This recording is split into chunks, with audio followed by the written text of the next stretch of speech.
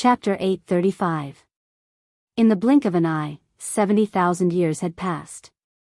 At this moment, more than half of the living beings born in the three realms had been born. The originally extremely empty three realms gradually showed some signs of life. The seven saints' Tao preaching had also ended not long ago. Fortunately, with the help of the saints' Tao preaching, the newborn living beings of the three realms not only understood the realm after Daluo Taoist priests, but also knew the current situation of the three realms and the division of the major factions. They had finally gotten rid of their illiterate status. It was truly a joyous occasion.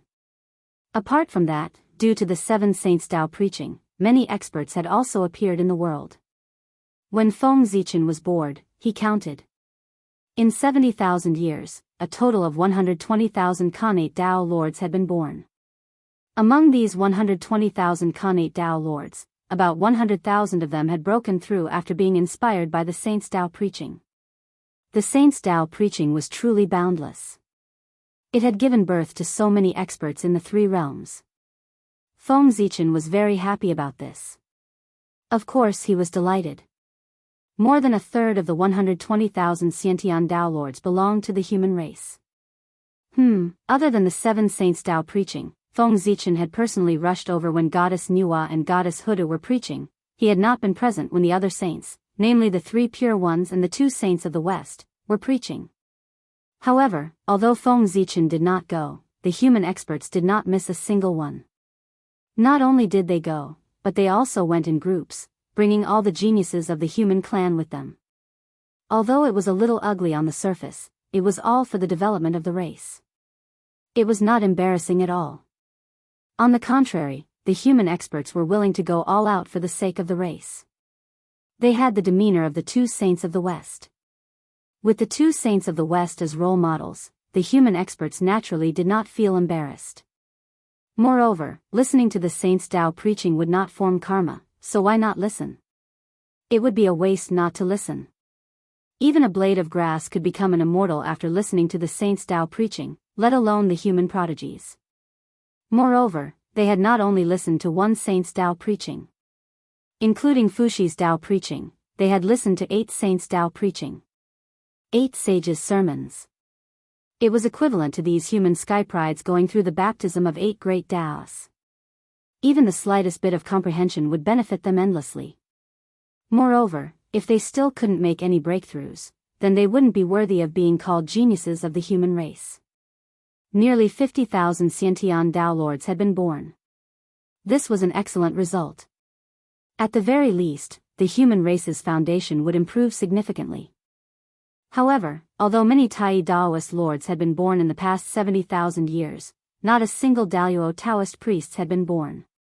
Although the three realms were growing increasingly prosperous, it was even more difficult for Taoist priests to prove their Tao and transcend the river of destiny. There were 2 reasons for this. First, it was because there were already enough primordial Taoist priests in the world. Counting those Xiantian Taoist priests who had fallen, almost every Xiantian Tao was marked by a few Taoist priests. It had been said before that the path of Tao validation had always been the easiest for the first person. The further one went, the more difficult it would be. This was because the more marks one left, the harder it would be to prove a Xiantian Tao. Unless one's background was powerful enough to make a Tao master go easy on them, one would have to obediently endure the attacks of the Taoist priests' marks if they wanted to prove their Tao. Only by making it through could one successfully prove their Tao. If they couldn't, then sorry. Not only would they fail to prove their Tao, but in serious cases, they might even die. Proving one's Tao after another had always been a very dangerous thing. Therefore, it was also an advantage to be born early. In the past 70,000 years, many peak Tao lords had tried to prove their Tao and transcend the river of destiny to become the indestructible Taoist priests. Unfortunately, they all failed and most of them died in the struggle for Tao. The power of a Xiantian Tao was ultimately limited. Many Xiantian Taoist priests didn't want to see latecomers prove their Tao. Back then, when Suiren proved his Tao, if not for the protection of the sacred beast Zhu Yan, who warned the many Taoist priests of the Xiantian fire Tao, Suiren might not have been able to achieve Tao so easily. Even Feng Zichen had to go all the way to the great chaos outside the primordial world to prove his Tao, not daring to do so in the primordial world. The cruelty of the struggle for Tao could be seen from this. Apart from the struggle for Tao, there was another tribulation in the Three Realms era to prove one's Daluo Tao, and that was the tribulation of merit. In the Three Realms, not everyone could prove their Tao just because they wanted to. They also needed to have the qualifications. Only those with merit were qualified to prove their Tao. How much merit was needed? It wasn't much. If one really had to describe it, it could be said that if this merit was used on an ordinary person, it could raise him from a mortal with no dermic powers to the level of Daluo Jingxian. Note that it was Daluo Jingxian, not Daluo Taoist priests. The difference between the two was more than 10,000 times. In the eyes of Feng Zichen and company, this amount of merit was nothing. It could be said to be pitifully low. However, in the eyes of the living beings of the Three Realms, this amount of merit was an astronomical figure. It was enough for them to accumulate for millions of years. In this era, there were just too few ways to obtain merit. They could only start from small matters and accumulate it bit by bit. Only by accumulating enough merit would one have the qualifications to prove their Tao. This was the threshold of Tao validation. Although the struggle for Tao was dangerous, if one did not accumulate enough merit, they would not even have the qualifications to participate in the struggle for Tao. If one did not accumulate enough merit and chose to forcefully prove their Tao, what would happen? It was simple. First, congratulations on gaining the attention of a saint. The newly ascended saint, Luiz, would cast a wisp of his spiritual will, bringing heavenly punishment, to let the world know the consequences of defying the heavenly Tao. The path of Tao validation was difficult. Difficult. Merit and the struggle for Tao were the two mountains in the hearts of many peak Tao lords. If they could not move them, they would not be able to prove their Tao. They would not be able to transcend the long river of fate and cultivate to the realm of the immortal Daluo Taoist priests. On the sky-gazing peak, Feng Zichen stood alone at the peak of the mountain and looked down at the billions of mountains and rivers. Everything in the world appeared clearly in front of his eyes. No divine ability or array formation could block his vision. He was just that powerful. With this glance, he could see everything in the world. Inevitably, the figures of many peak Tao lords who were in seclusion appeared in Feng Zichen's eyes. Looking at them bitterly searching for the great Tao, unable to obtain it and scratching their ears and cheeks, Feng Zichen could not help but feel a myriad of emotions in his heart. At the same time, his heart seemed to be touched and trembled inexplicably. Then, Feng Zichen vaguely understood that his opportunity seemed to have arrived. Opportunity? Thinking to this point, Feng Zichen withdrew his thoughts and began to think carefully. At his level, what opportunity in the Three Realms could resonate with him? Out of curiosity, Feng Zichen began to calculate. At this moment, accompanied by the sound of a grand bell, Donghuang Taiyi's voice suddenly resounded between heaven and earth. Poor Wei Taiyi has sensed that it is not easy for foreign species to cultivate, so he has decided to preach the great Tao in the North Continent's Sun God Palace 10,000 years later. All sentient and heartless beings in the Three Realms can come and listen to the great Tao if they are fated. Taiyi's voice came suddenly, and Feng Zichen's thoughts were inevitably interrupted. However, he was not angry. He only looked at the North Continent playfully. It was not easy for foreign species to cultivate. Interesting, really interesting. Taiyi was actually going to preach the great Tao for foreign species. Did he sense the threat of the human race and could not wait to target the human race? What was a foreign species? It was very simple. Apart from the witch race and the human race, everyone else was a foreign species. Taiyi's purpose for preaching the great Tao to the foreign species was very obvious. He wanted to rope in the foreign species to target the human race. Otherwise, Taiyi's words just now would not be about how difficult it was for the foreign species in the Three Realms to cultivate, but how difficult it was for all living beings in the Three Realms to cultivate. With one word, he excluded the human race and the witch race. Taiyi was also a good person. No, the purpose of Taiyi's preaching should not be so simple. For some reason, Feng Zichen felt that something was wrong. Dong Wang Tai was Feng Zichen's greatest imaginary enemy, and there was no other. Ever since Feng Zichen stepped into the door of cultivation, he had always been afraid of Dong Wang Tai and Di Jun. For this, Feng Zichen had seriously studied Dong Wang Tai and knew that he was a very proud and powerful person. Of course, he did not lack wisdom. It was just that he rarely used his wisdom. Because Tai was too strong. In his eyes, there was no problem that the bell of chaos could not solve. If there was, he would ring the bell of chaos a few more times. Tai's strength concealed his wisdom. However, this did not mean that he was a boorish man. On the contrary, how could someone in Tai's position be a boorish man? How could a boorish man suppress all the geniuses of the same generation and make them unable to raise their heads and feel inferior? Tai was a person with great wisdom. Therefore, his actions must have a deep meaning. If he wanted to deal with the human race, it was far from enough to rope in the foreign species. The human race occupied the best place and the best resources in the three realms. In addition, the human race was especially fertile. Therefore, the human race's development speed would only be faster than that of the foreign species. One had to know that the human race was the protagonist of the world. All the foreign species would be suppressed by an invisible force. The most typical example was that although the foreign species' combat strength was strong, their cultivation speed was slow and their fertility was extremely low. The human race had never treated any race with low fertility as an opponent because there was no need. Although Dong Wang Tai was trying to rope in the foreign species, the effect was probably not very good. Although the foreign species were strong, they could only cause some trouble for the human race. They could not be a threat to the human race. On the contrary, Dong Wang Tai's actions of roping in the foreign species and becoming enemies with the human race would probably backfire. In the era of the three realms, the human race was basically invincible. No race was a match for the human race. For this, Feng Zichen was very worried. One had to know that a race without an opponent was not far from decline.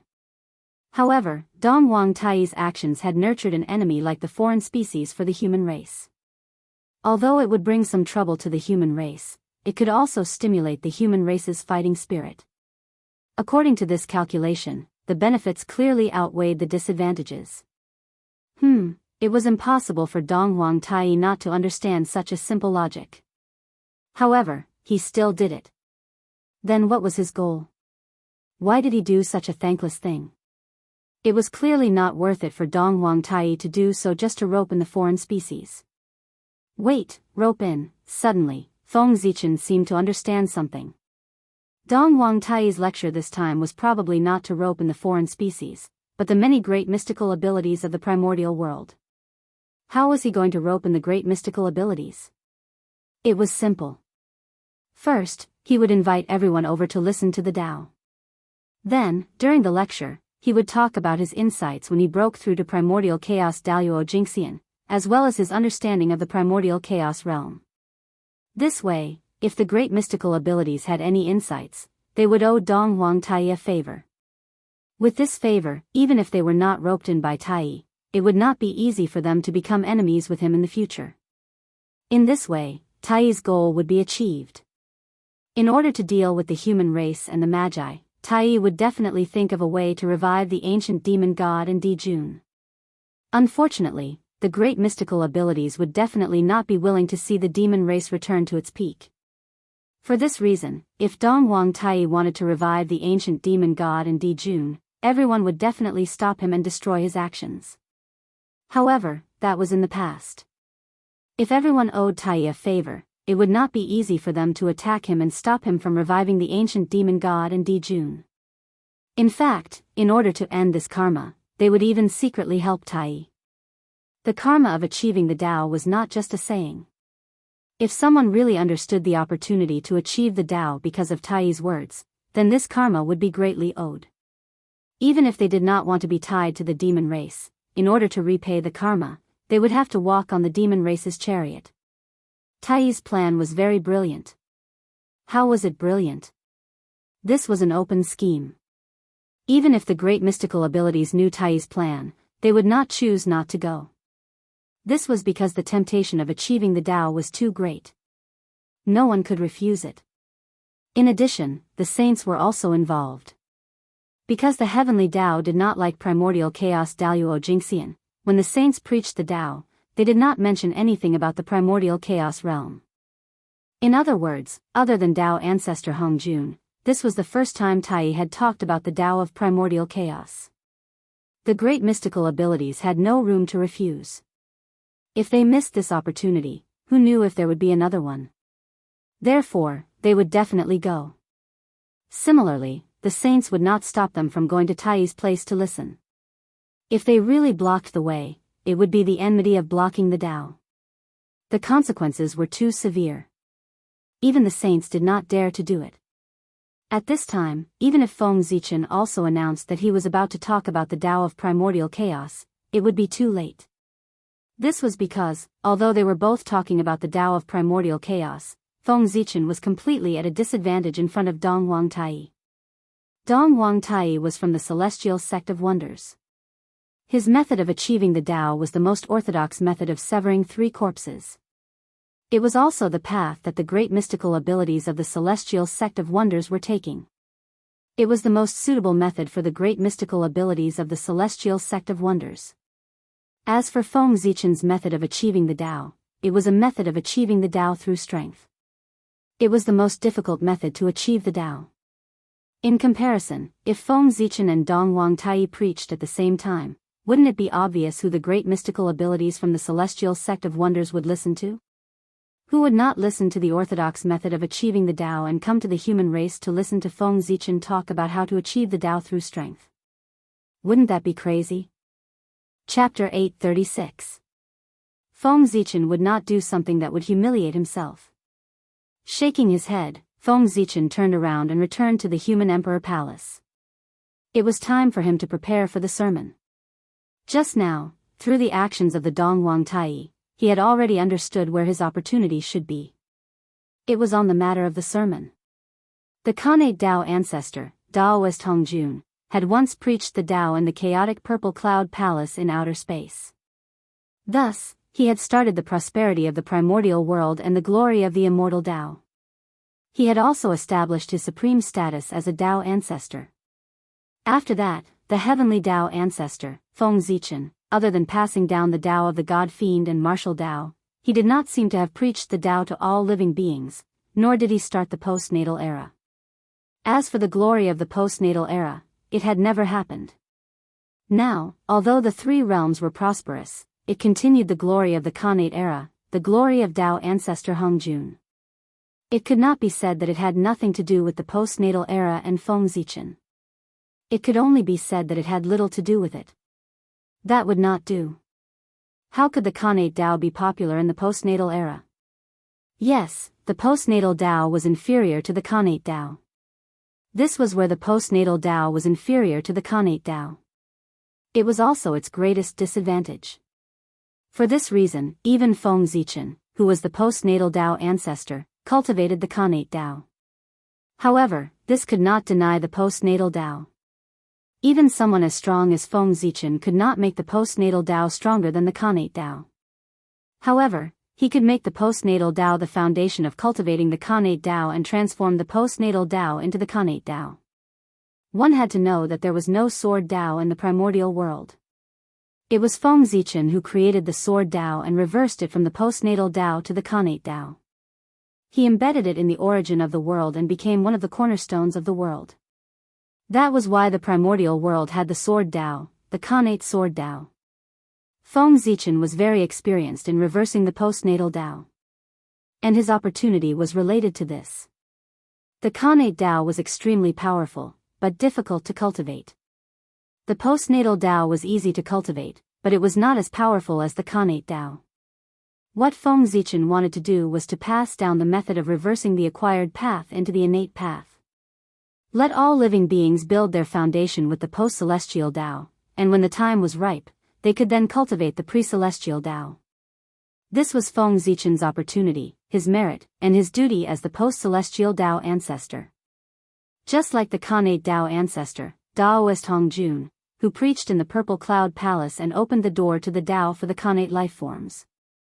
The post-celestial Tao ancestor, Feng Zichen, should also pass down the Great Tao and open the door to the Great Tao for the countless post-celestial beings. Only by fulfilling his duty could Feng Zichen be considered a true post-celestial Tao ancestor, respected by both heaven and earth. The Ho Tian living beings had been waiting for a long time, and it was time for Feng Zichen to fulfill his duty as the Ho Tian Tao ancestor. Taking advantage of the time when Dong Wang Tai was preaching, Feng Zichen could organize his own understanding so that he could organize a suitable transformation method and impart it to the masses. In the blink of an eye, 13,000 years had passed. At this time, Dong Wang Tai's preaching finally came to an end. Not long after everyone left the Demon Imperial Palace, Feng Zichen's voice suddenly sounded between heaven and earth, resounding in every corner of the three realms. The poor Wei Panga Zichen clan feels that it is not easy for the post-celestial beings to cultivate, so I have decided to preach the Great Tao 10,000 years later. Anyone who cultivates the post-celestial Tao can come to the Tree of World to listen. The moment Feng Zichen's voice fell, all the living beings in the three realms who cultivated the post-celestial Tao suddenly had a mysterious feeling, as if their opportunity was about to arrive. Whim. The whim that was unique to cultivators. With this feeling, it meant that the sage emperor of the human clan's preaching had an opportunity to prove their Tao. Thinking of this, all the post-celestial cultivators went crazy. Almost without any hesitation, they each used their magic and flew towards the central divine province. Although there were still 10,000 years before the sage emperor of the human clan's preaching, everyone was afraid that they would not be able to find a seat if they were late. Therefore, they did not dare to hesitate at all. They flew as fast as they could to the central divine province. As for where the Tree of World was, everyone in the three realms knew this. The Tree of World was in the center of the central divine province, which was also the center of the three realms. It was the second sacred land of the primordial world. It was said that cultivating under the Tree of World would increase the chances of proving one's Tao by 30% compared to the outside world. What did 30% mean? One had to know that many people failed to prove their Tao, and the difference was only 10%. With an increase of 30%, more than 80% of the Tai Tao lords in the primordial world would be able to prove their Tao. Daluo Taoist priests. If this was not a sacred land, then what could be called a sacred land? Unfortunately, such a sacred land could only be ranked second and not first. One really did not know how extraordinary the number one sacred land of the three realms was. As for where the number one sacred land was and what it was, no one in the three realms knew. Some said it was the Tao ancestors' Purple Cloud Palace, some said it was the great Emperor Ziwei's boundless starry sky, some said it was the Dongxing Divine Province's Kunlun Mountain, or the former Buzhou Sacred Mountain, and some even said there was no such thing as the number one sacred land. In short, there were many theories, but none of them could be conclusive. No one with great divine abilities came out to tell them what the number one sacred land of the three realms was.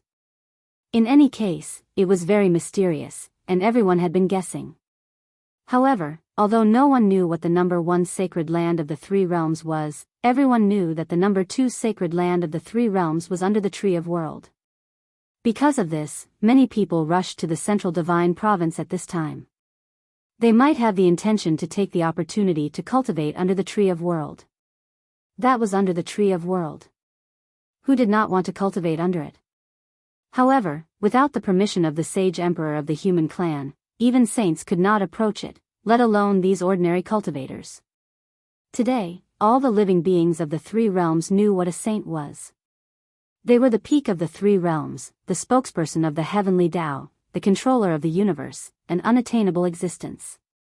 Naturally, no one dared to have any delusions about a place that even saints could not approach. But now, the situation was different. The sage emperor of the human clan wanted to preach under the Tree of World. Naturally, he would not stop them from cultivating under the Tree of World. This was an unprecedented opportunity. Of course, they had to seize it tightly. Cultivating under the Tree of World for a day was better than cultivating in the mortal world for 100 years. It could be said that there were two opportunities for Feng Zichen to preach the Tao this time. The first was the Tao he wanted to preach, and the second was under the Tree of World. It was with this idea that many cultivators who cultivated the Khanate Tao also rushed to the central divine province. Even if they could not hear the Tao, being able to cultivate under the Tree of World was also an opportunity.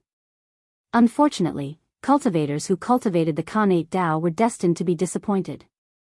This time, Feng Zichen said that he wanted to preach the Tao for cultivators who cultivated the Khanate Tao, so he only preached the Tao for them. Cultivators who cultivated the Khanate Tao could not enter the area covered by the Tree of World. Normally, Feng Zichen might not be so stingy. But it was different now. After the news that he was going to preach the Tao under the Tree of World spread, the number of Khanate living beings who came would be beyond imagination. In order to make room for these cultivators, it was better to let the cultivators who cultivated the Khanate Tao stay behind for the time being. Even Tao ancestor Hung Jun had to talk about relationships. As a human, Feng Zichen was no exception. In fact, it was even more serious than Tao ancestor Hung Jun. After Feng Zichen preached the Tao, anyone who cultivated the Khanate Tao or was born as a Khanate living being would be counted as his disciples and grand disciples. But cultivators who cultivated the Khanate Tao were not. Wouldn't this relationship become estranged all of a sudden? The saints knew far more about Feng Zichen's preaching than the people of the world. Almost as soon as his voice fell, the saints had already seen the purpose of Feng Zichen's action from the heavenly secrets. The Khanate Tao ancestor was finally going to fulfill his duty and step onto the path he should take. He would open the door to the great Tao for all living beings in the Khanate world and start his own glorious era. However, seeing was one thing. Just like how the saints could not stop the Eastern Emperor Tai from preaching the Tao, they could not stop Feng Zichen from preaching the Tao.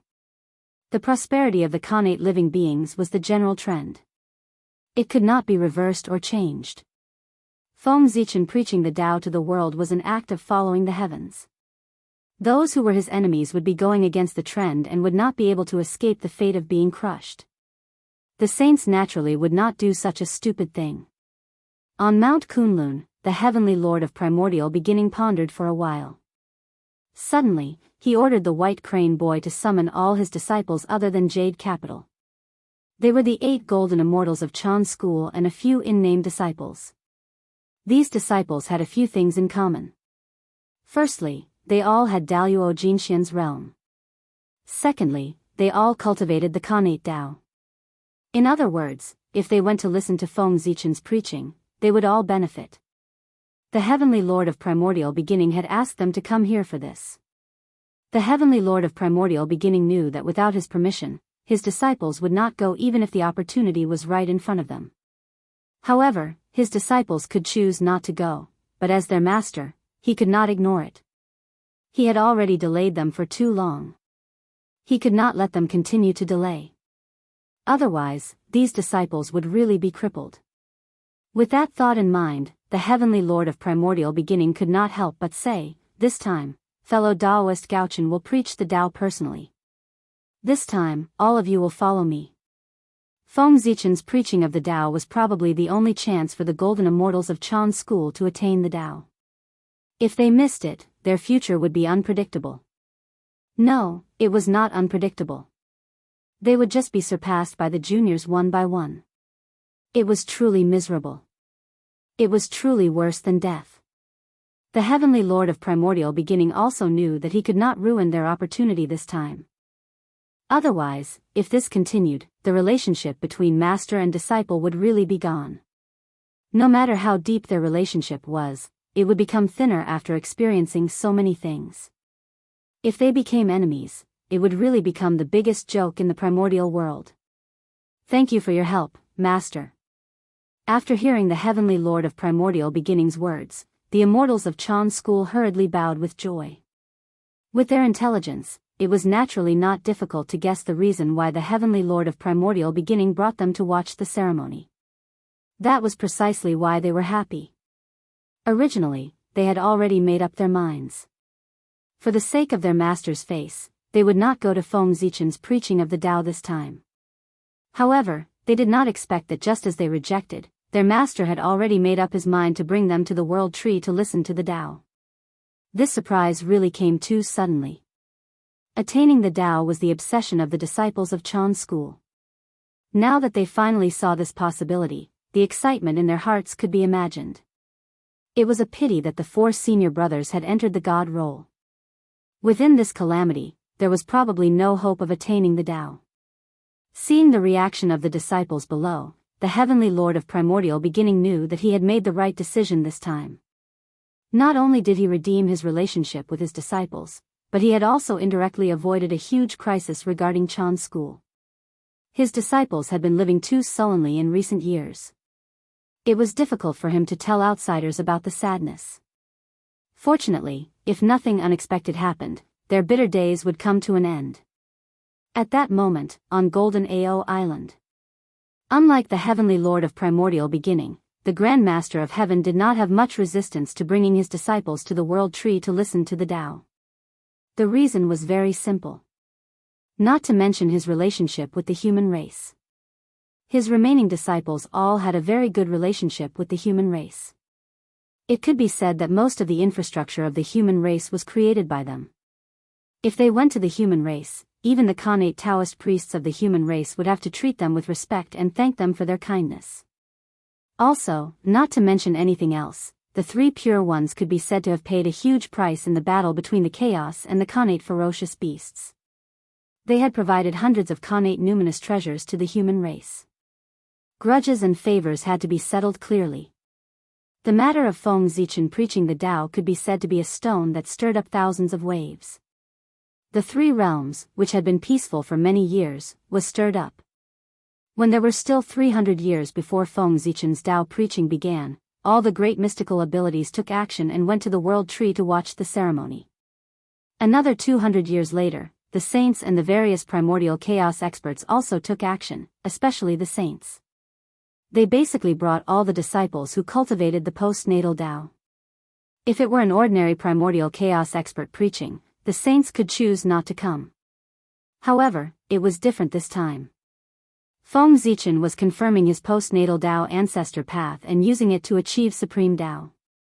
As the top existences in the primordial world, everyone naturally had to come to watch the ceremony and witness this scene personally. In fact, when Feng Zichen's Tao preaching was approaching, even the person from the Purple Cloud Palace had left for the lower realm. He, the old man, wanted to witness this scene with his own eyes. By the time the saints arrived at the World Tree, the place was already filled with figures. It was like a sea of people, and the number was no less than hundreds of millions. They were all Daluo Jinxian and Tai Jinxian. It was also at this time that the saints realized that there were actually so many Daluo Jinxian in the 3 realms. As far as the eye could see, there were no less than 1 million. There were even more Tai Jinxian, no less than hundreds of millions. There were too many, there were really too many. No wonder the heavenly Tao was determined to reduce the number of immortals. For this reason, it did not hesitate to give up a saint position. There were really too many immortals in the 3 realms. If they were allowed to continue growing, no matter how deep the 3 realms' foundation was, it would not be able to withstand such consumption. As they thought about it, the saints walked into the area covered by the World Tree. Then, their expressions all changed. This was because they realized that in the range of the World Tree, even as strong as they were, their strength was suppressed by an inexplicable force. Chapter 837. Moreover, the closer they were to the Tree of World, the stronger the suppression. Was the Tree of World so terrifying? Even someone as strong as a saint would be suppressed by its power? For a moment, everyone's fear of Feng Zichen increased. They arrived under the Tree of World without saying a word. During this time, Feng Zichen didn't move to welcome them. The crowd did not mind this at all. Welcome? Welcome what? When Tao ancestor Hongjun preached in the Purple Cloud Palace, did you see him come out to welcome them? If you had a problem with it, you didn't have to come. Under the arrangement of a few human Khanate Taoist priests, the saints and the primordial chaos Tao masters took their seats one after another. At this time, it was almost time for the preaching. Feng Zichen was ready to start. However, suddenly, Feng Zichen, who was resting under the Tree of World with his eyes closed, suddenly opened his eyes, stood up from the platform, and walked out. From the looks of it, he was going out to welcome someone. Who was he welcoming? Everyone who saw this scene began to ponder in their hearts. In the three realms, there were not many people who could make the Saint Emperor of the human race bow down to welcome them. Didn't you see that when the saint came in, he didn't move to welcome them? But at this moment, the old man moved. This meant that the identity of the person who came was more noble than the saint. His more noble than the saint. Who could it be? Was there such a person in the three realms?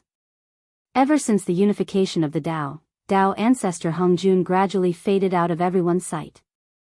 Until now, only those with great divine abilities and a few Khanate Taoist priests knew of his existence. The rest had never heard of Tao ancestor Hongjun. If not, the world wouldn't call the three pure ones Tao ancestor. The creatures of the three realms only knew of Tao ancestor, but not Tao ancestor Hongjun. Therefore, they recognized the three pure ones as Tao ancestors. Because of this, when the world worshipped the three pure ones, they gradually called them Tao ancestors. The three pure ones didn't deny this. They, who created the heavenly immortal path, were indeed qualified to call themselves Tao ancestors. Because they didn't know of Tao Father Hongjun's existence, saints were the limit of what the living beings of the three dimensions could imagine. As for existences that were even more formidable than saints, they'd utterly never imagined such a thing. Now, from Feng Zichen's actions, they guessed that an existence beyond the saint level was about to descend. One could imagine the shock in their hearts. While everyone was still in shock, the sages and many great mediums had already guessed who it was. Therefore, after Feng Zichen left, they also went out to welcome him. This scene caused everyone's eyelids to twitch. He was certain that the person who had come was a great existence that surpassed the saints. With such a big lineup, he really didn't know who this person was, and how great was he. With this thought in mind, everyone turned to look in the direction where the others had left. They wanted to catch a glimpse of that great figure. Unfortunately, their thoughts were destined to fail. How could the sacred face of Tao ancestor Hongjun be something they could see? Since the Tao ancestor had already made up his mind to fade out of the eyes of the world, he would not let people remember his existence. Outside the Tree of World, Feng Zichen very respectfully bowed to a purple-robed Taoist priest and said, "Zichen is terrified. I didn't expect that today's matter would alarm you, Tao ancestor." Regardless of the grievances between Feng Zichen and Tao ancestor Hongjun, at least in name, Feng Zichen was still his junior, so he had to maintain proper etiquette when meeting him.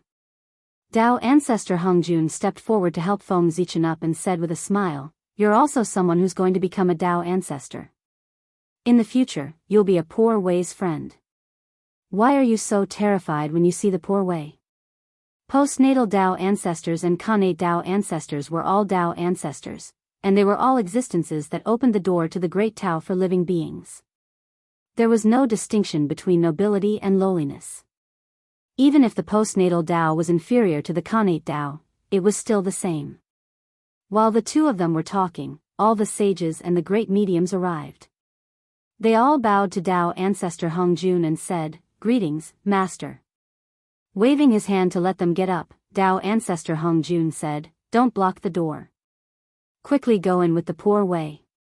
Don't delay the time of the North Star's preaching." While speaking, Tao ancestor Hongjun and Feng Zichen walked towards the Tree of World together. However, Tao ancestor Hongjun deliberately walked half a step behind Feng Zichen, so as not to steal his limelight.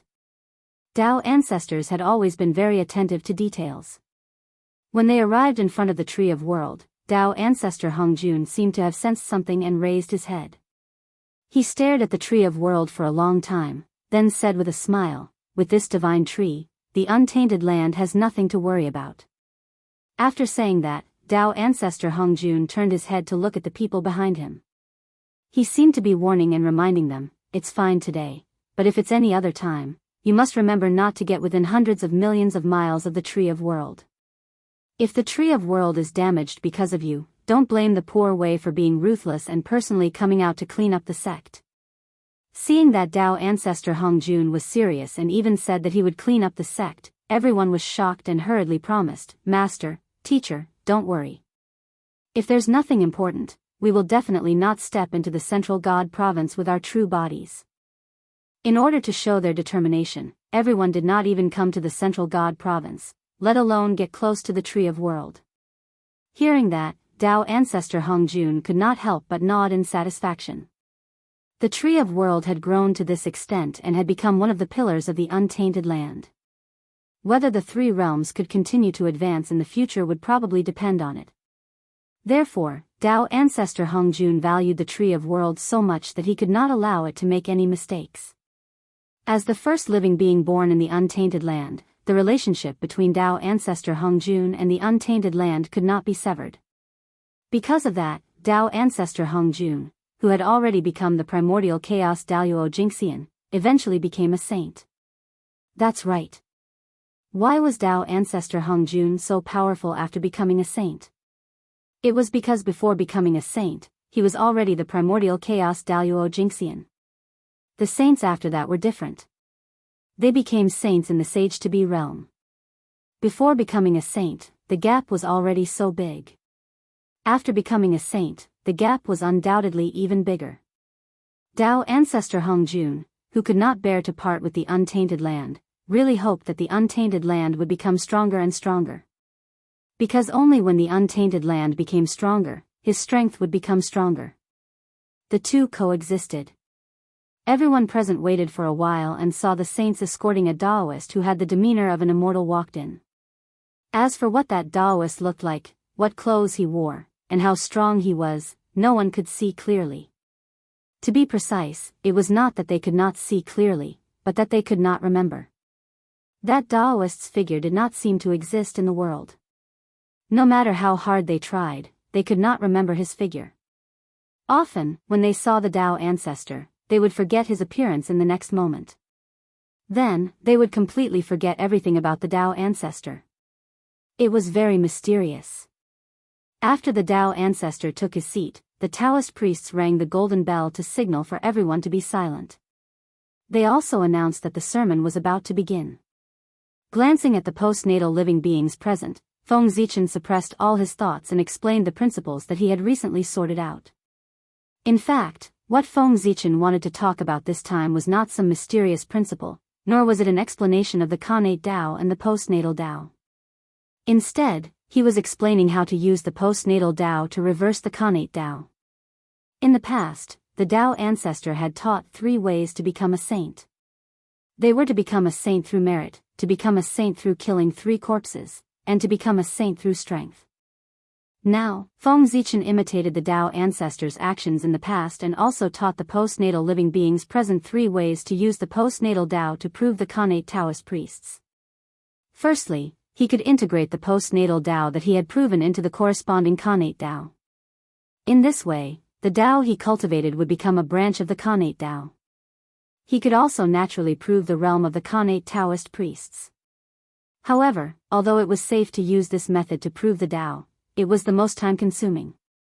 After proving the Tao, although he would have all the characteristics of the Daluo Taoist priests, his strength would be far inferior to the normal Taoist priests. Therefore, using this method to prove the Tao was not only time-consuming, but also the weakest of the 3 methods. Secondly, he could use the postnatal Tao to forcefully prove the Khanate Tao. To prove the Tao with this method, he had to first completely understand the postnatal Tao that he cultivated. Then, the Tao of heaven would evolve into the mysteries of the Khanate Tao. After fully comprehending the mysteries of the Khanate Tao, he would be able to transfer his life mark from the postnatal Tao to the Khanate Tao. In this way, the Taoist priest's realm would be completed. Using this method to prove the Tao, his strength would be stronger than the person who used the first method to prove the Tao. There would be no difference between his strength and the strength of a normal person who proved the Tao. Although this method was stronger, it tested the cultivator's comprehension ability. Only those with the qualifications of a Khanate god fiend could cultivate this method. The rest would not be able to cultivate it. Thirdly, which was also the strongest method to prove the Tao, was to go against the Khanate Tao. He would reverse the postnatal Tao that he cultivated and transform it into the Khanate Tao. Then, he would embed it into the origin of heaven and earth and become the foundation of heaven and earth. This method was the strongest method to achieve the Tao. Once he succeeded, not only would he become the ancestor of a Tao, he would also be able to obtain merit. His strength could be said to be the strongest among the Taoist priests. He would even be able to contend with a sage to be. Moreover, using this method to prove the Tao was equivalent to achieving the Tao in another way. Although he would not have the strength of a saint, he would have some of the privileges of a saint. He would almost be indestructible. Even a saint would not be able to kill him. This method to prove the Tao could be said to have many benefits. Of course, it was also the most difficult. Since the creation of heaven and earth, only Feng Zichen had achieved this. After the three methods were passed down, Feng Zichen's preaching of the Tao could be said to have been completed. The moment the voice fell, Feng Zichen immediately felt that the entire heaven and earth seemed to have become different. Endless luck gathered towards him, pushing his aura up layer by layer until it stopped at the 10th heaven of Hunyuan. In other words, with the blessing of luck, Feng Zichen could already exert the strength of the 10th heaven of Hunyuan. Tao Ancestor. After completing the preaching of the Tao, Feng Zichen finally completed his Tao fruit of the Tao Ancestor and became the second Tao Ancestor of the untainted land, the postnatal Tao Ancestor. The improvement of luck was one of the benefits of becoming a Tao Ancestor. However, it was not the greatest benefit. Everyone thought that the greatest benefit after becoming a Tao Ancestor was the blessing of heaven and earth. In fact, this was wrong. The greatest benefit of becoming a Tao Ancestor was never the blessing of heaven and earth, but the endless disciples. Once one became a Tao Ancestor, there would naturally be an additional powerful force under his command. After today, anyone who cultivated the methods taught by Feng Zichen would have to call him teacher when they saw him. The disciples, and grand disciples of these people would have to call Feng Zichen ancestral master and Tao ancestor in the future. These would all become Feng Zichen's forces. The postnatal living beings all respected Feng Zichen. Then in the future, what could Feng Zichen not do? With a command, the world would follow. If he wanted to become the celestial emperor, he did not need to say it personally. After Haotian received the news, he would take the initiative to give the position to him. It was impossible not to give in. If he did not give in, the postnatal living beings in the world would rebel, overthrow Haotian's heavenly court, and then promote Feng Zichen to take the position. That was how it was to subdue the enemy without fighting. Why could Tao ancestor Hung Jun decide the position of celestial emperor with a single word? In addition to being strong enough, it was also because he was a Tao ancestor. All the postnatal living beings had to listen to his orders. For this, the living being he designated was the celestial emperor. Even if it was not, all the postnatal living beings in the primordial world could use their willpower to push him to the position of celestial emperor. Now, Feng Zichen would have such power. Unfortunately, there were not only postnatal living beings in this world, but also postnatal living beings. Moreover, there were quite a few of them, causing his power to be greatly reduced. It was far from the grand occasion of Tao ancestor Hung Jun being respected by heaven and earth. Otherwise, Feng Zichen would be invincible. The postnatal Tao ancestor had the word postnatal. Then, he could only order cultivators who cultivated the postnatal Tao. As for cultivators who cultivated the postnatal Tao, Feng Zichen could not control them. Bang! Thinking of this, Feng Zichen suddenly wanted to kill all the cultivators who cultivated the postnatal Tao in the three realms. In this way, wouldn't he become the boss of the three realms? That scene was exciting just thinking about it. Unfortunately, he could only think about it. If Feng Zichen really dared to do so, he would probably be surrounded and attacked by the 3,000 guests of the Purple Cloud Palace. After Feng Zichen's preaching, the people below did not immediately wake up. Instead, they fell into a state of enlightenment, constantly confirming the three methods that Feng Zichen had passed down. Seeing this, Feng Zichen did not disturb them. Instead, he continued to sit quietly on the platform, waiting for the people to wake up one after another. Just like that, 1,000 years passed. After 1,000 years, more than half of the cultivators below had woken up one after another. However, there were still some cultivators who did not wake up and were still comprehending the Tao. It was obvious that they had gained something. And those cultivators who had woken up did not leave.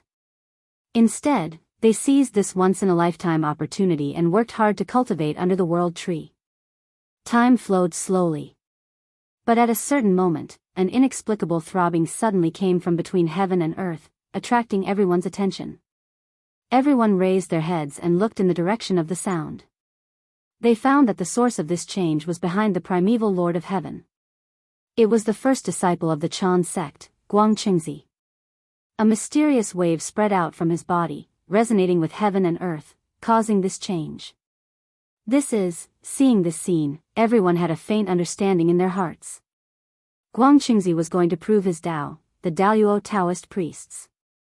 Chapter 838. In terms of accumulation, Guangqingzi definitely had enough. In terms of aptitude, there was no need to even mention it.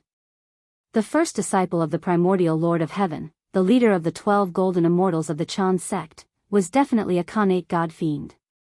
If not for the fact that Guangqingzi was the disciple of the primordial Lord of Heaven, with his background, he would have reached the level of the Daoyuo Taoist priests as early as the Heavenly Emperor. It was really too late to attain the Tao now. However, although it was late, he still attained the Tao in the end. It could be considered as resolving one of Guangqingzi's obsessions. At the same time, it also proved to the world that the method passed down by Feng Zichen was indeed feasible and could allow people to attain the Tao. Guangqingzi had used the second method to attain the Tao of Daoyuo Jingxian, which was to forcefully attain the connate Tao with the postnatal Tao. Using this method to attain the Tao, one's combat strength was the same as a normal Tao attainment cultivator. After all, Guangqingzi had been stuck in the realm of the Daoyuo Jingxian for countless years. He had also been stuck in the realm of the Tai Dao Lord for an eon.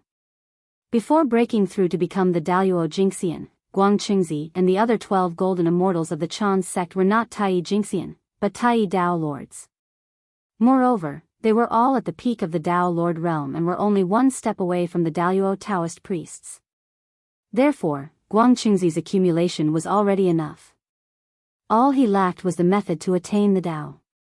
Now that Feng Zichen had passed down the method of preaching the Tao, Guangqingzi had comprehended it. Tens of millions of years of accumulation burst out in one day, directly pushing him to the realm of the Daoyuo Taoist priests. Rumble. In the void, a colorful rainbow bridge appeared and extended from an unknown place. It went straight between Guangqingzi's eyebrows and took away his connate true spirit. That was the bridge of heaven and earth, and also the bridge of Tao attainment. Stepping on this bridge indicated that the path of Tao attainment had been opened. At the end of the bridge was the connate Tao that Guangqingzi cultivated. That was where the battle of Tao was. Only by defeating the mark left by the predecessors could Guangqingzi truly achieve the realm of the Daoyuo Taoist priests. There was no right of Tao attainment. Thus, this battle was incomparably cruel. Throughout the history of the primeval age, 9 out of 10 of the Daoyuo Taoist priests who had attained the Tao had died in the struggle for Tao. In other words, out of 10 Tao verifiers, only one could succeed. The probability was extremely low, but the mortality rate was astonishing. However, it was clear that no matter how difficult the Tao struggle was, it could not stump Master Guangqing. No one believed that Guangqingzi would fail in his Tao validation, and no one believed that he would die in the struggle for his Tao. There was no other reason. It was not because Guangqingzi was strong enough, but because he was the disciple of the primordial Lord of Heaven. In addition, he was the first person to attain the Tao after Feng Zichen passed down the method of Tao attainment. The primeval Lord of Heaven would definitely want to ensure the safety of his disciple. As for Feng Zichen, in order to make the world believe that his method of confirming the Tao was feasible, he had to protect Guangqingzi's life and ensure that he succeeded in confirming the Tao. Guangqingzi was a living advertisement. Even if Feng Zichen didn't want to protect him, he had to. If Guangqingzi failed in his Tao attainment, the effect of Feng Zichen's sermon would be at least halved. On the contrary, if Guangqingzi succeeded in his Tao attainment, the effect of Feng Zichen's sermon would at least be doubled. Guangqingzi was a typical example. He was an advertisement. Therefore, Feng Zichen would definitely not let anything happen to him. The primordial Lord of Heaven also thought so. As the first connate Taoist priest under his sect and the pillar of Chan school in the future, Guangqingzi must not be harmed. Although the primeval age was a place that emphasized strength, other than that, he also paid attention to identity, birth, and background. For a direct disciple of a saint like Guangchengzi, as long as the Taoist priests who cultivated the same Tao as him were not crazy, they would definitely not stop him from attaining the Tao. Otherwise, how could the primordial Lord of Heaven let them go? Even if they escaped to the chaos outside the sky, they would be found by the primordial Lord of Heaven and refined to death. No, perhaps it was more terrifying than death. Just like that, Guangchengzi easily completed the battle of the great Taoists and imprinted his real spirit mark on the Tao that he cultivated, even though the other Tao masters had gone easy on him. Rumble. The moment Guangchengzi completed this step, the sky suddenly shook. Then, a long river with no end or source and a width of tens of thousands of miles came across the sky and stretched between heaven and earth. That was the River of Destiny. Once Guangchengzi transcended the River of Destiny, he could complete his Tao fruit and truly become an immortal Daluo Taoist priest. It was not difficult to transcend the River of Destiny. He only needed to find the light spot that represented his destiny in the endless River of Destiny. This was not difficult for a Khanate god fiend like Guangchengzi. This was because the destiny of a Khanate god fiend was not in the River of Destiny. Instead, it was suspended in midair like a star, blooming with bright light. It was very attractive and eye-catching. Therefore, Guangchengzi easily found his destiny. This was the reason why Khanate god fiends were said to be destined to become Taoist priests. The destiny of a Khanate god fiend floated in mid-air and could break through the void at any time. This meant that it was easier for them to transcend destiny than the masses. Whoosh! In the River of Destiny, a dazzling star rose slowly and then completely disappeared. This was the sign of transcending destiny. Guangchengzi had become a Taoist priest. Rumble. The world shook inexplicably. Strange phenomena of flowers falling from the sky and golden lotuses emerging from the earth appeared in a radius of millions of miles.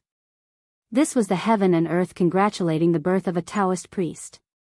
Guangchengzi's confirmation of his Tao was exceptionally smooth. It was almost done in one go and he achieved the level of Daluo Taoist priests without encountering any obstacles. His negative karma had long been washed away by the primordial Lord of Heaven's merits. The resentment from the Khanate Taoists also vanished completely with the rebirth of the three realms. Thank you, Master. After confirming his Tao, Guangchengzi came back to his senses. First, he was respectful to the primordial Lord of Heaven, then he bowed to Feng Zichen. Thank you, Master, for teaching me and helping me reopen the door of Tao. In the future, if Master has any errands, as long as it's not an enemy of the sect, Guangchengzi will do it even if it means risking my life to repay Master's kindness today. The favor of achieving Tao was as great as the heavens. This time, Guangchengzi listened to Feng Zichen's preaching of Tao and confirmed his Tao, which meant that he owed Feng Zichen a great deal of karma. Therefore, he made such a promise. As long as it was not an enemy of the sect, Guangchengzi would definitely risk his life to complete Feng Zichen's instructions in order to understand karma. In response, Feng Zichen only smiled and did not say anything. In fact, he would not say anything in front of the primordial Lord of Heaven. Even if he had something to instruct Guangchengzi, he could not do it in front of the primordial Lord of Heaven. Just like that, after waiting for another few hundred years, all the cultivators present woke up. Unfortunately, other than Guangchengzi, no one else had successfully confirmed their Tao. However, there were many disciples of the Jie school and Chan school who were about to confirm their Tao. It would not be long before there would be dozens of Taoist priests in the world. Feng Zichen was very satisfied with this. So what if they were disciples of the two schools? After becoming Daluo Taoist priests, wouldn't they still have to work for him? These were all Feng Zichen's future subordinates. The stronger they were, the happier Feng Zichen would be. Since everyone had woken up, the preaching could be announced as the end. Then, Feng Zichen waved his hand and sent everyone away. The Taoist ancestors' preaching ended after 3 times. That was because those who listened to the Taoist ancestors' preaching were all Daluo Taoist priests. Moreover, the Taoist ancestors' preaching was the truth of heaven and earth. It was the path after Daluo Jingxian. Therefore, the preaching was divided into 3 times to give the Taoist priests time to digest the knowledge. However, Feng Zichen's preaching was different. First, he did not preach the truth of heaven and earth. Second, he did not preach the cultivation method after the Khanate Taoist priests. He only taught the world 3 methods to become Taoist priests. In this way, there was no need to preach 3 times. He could finish it in 1 time. As for the cultivation method after Daluo Jingxian, it was easy for the living beings of the 3 realms to know because there was still one person who had not preached. Who? Great Emperor Ziwei. The 8 saints and the 2 primordial chaos had each preached once, but there was still no movement from Great Emperor Ziwei. This would not do. Everyone had preached, but he was the only one who had not. This was obviously inappropriate. Great Emperor Ziwei was duty-bound to preach the Great Tao to the living beings of the 3 realms. However, what should he preach? Everyone had already preached what needed to be preached. If Great Emperor Ziwei did not come up with something new, he would inevitably be suspected of picking up the wisdom of others. Moreover, if he did not make it special, how could he show that Great Emperor Ziwei was different from others? With a thought, Great Emperor Ziwei had an idea. He would not preach the Great Tao anymore. He would discuss the Great Tao with everyone and let the living beings of the 3 realms listen in. This was much more interesting than preaching the Great Tao. Thinking of this, Great Emperor Ziwei coughed lightly and said to the saints and the many great mediums who had not left under the Tree of World, "It's rare that all of you are here. I have a request. I wonder if all of you will do me the honor." Hearing this, everyone did not immediately agree. Instead, Saint Taiching asked, "What request does the emperor have? Why don't you tell us? If we can do it, Poor Wei and the others will definitely do their best to help." Standing up from the platform, Great Emperor Ziwei said in a clear voice, "I see that all of you have reached the limit of sage to be, but you have not been able to take that crucial step. I have a feeling in my heart, so I decided to reopen the sky of the Daluo and invite all of you to come and discuss the Great Tao and take a look at the mystery of the primordial chaos realm. What do you think, fellow Taoists?" The sky of the Daluo. The highest sky of the primordial chaos was also the primordial chaos Tao domain. It was also the legendary number 1 sacred ground of the primordial chaos. That's right. The number 1 sacred ground of the primordial chaos was not Tao ancestor Hongjuan's purple cloud palace, but the supreme sky of the Daluo that was located at the highest point of the boundless starry sky. Here, the origin of heaven and earth gathered, and the innate Tao interweaved like a net that contained all the truths of heaven and earth and endless mysteries. It was the source of the Great Tao, the origin of heaven and earth. Here, one could see all the mysteries of the Great Tao. This was the Daluo Jingxian, the highest sky, the supreme Tao domain. The Daluo sky was located in the middle of the sky, which was right above Mount Buzhou in the past, and right above the World Tree today. It was the same as the Ziwei star, 2 sides of the same body, in the same place, but in different voids. Although this alone could show that the Daluo sky was extraordinary, it was not enough to let it surpass the World Tree and the Purple Cloud Palace to become the number 1 sacred ground of the primordial chaos. The real reason why the Daluo sky became the number 1 sacred ground of the primordial chaos was that there were 3,000 Daluo Taoist priests living in the Daluo sky. 3,000 Taoist priests living in the same place. If this could not be considered the number 1 sacred ground of the primordial chaos, where else could be called the number 1 sacred ground of the primordial chaos? 3,000 Taoist priests gathered in one place. The energy required for daily cultivation was definitely unimaginable. If it was converted into innate spiritual treasures, the energy they needed to cultivate for a year was equivalent to an innate spiritual treasure. Even a Tao ancestor could not afford to consume an innate spiritual treasure a year, but the Daluo sky could. Therefore, it was the number 1 sacred ground of the primordial chaos. As for where the 3,000 Taoist priests came from, they naturally came from the primordial chaos. In the ancient primordial chaos, there were many Taoist priests in the world, other than the shamans and demons. Most of these Taoist priests lived in seclusion on the ground and cultivated silently.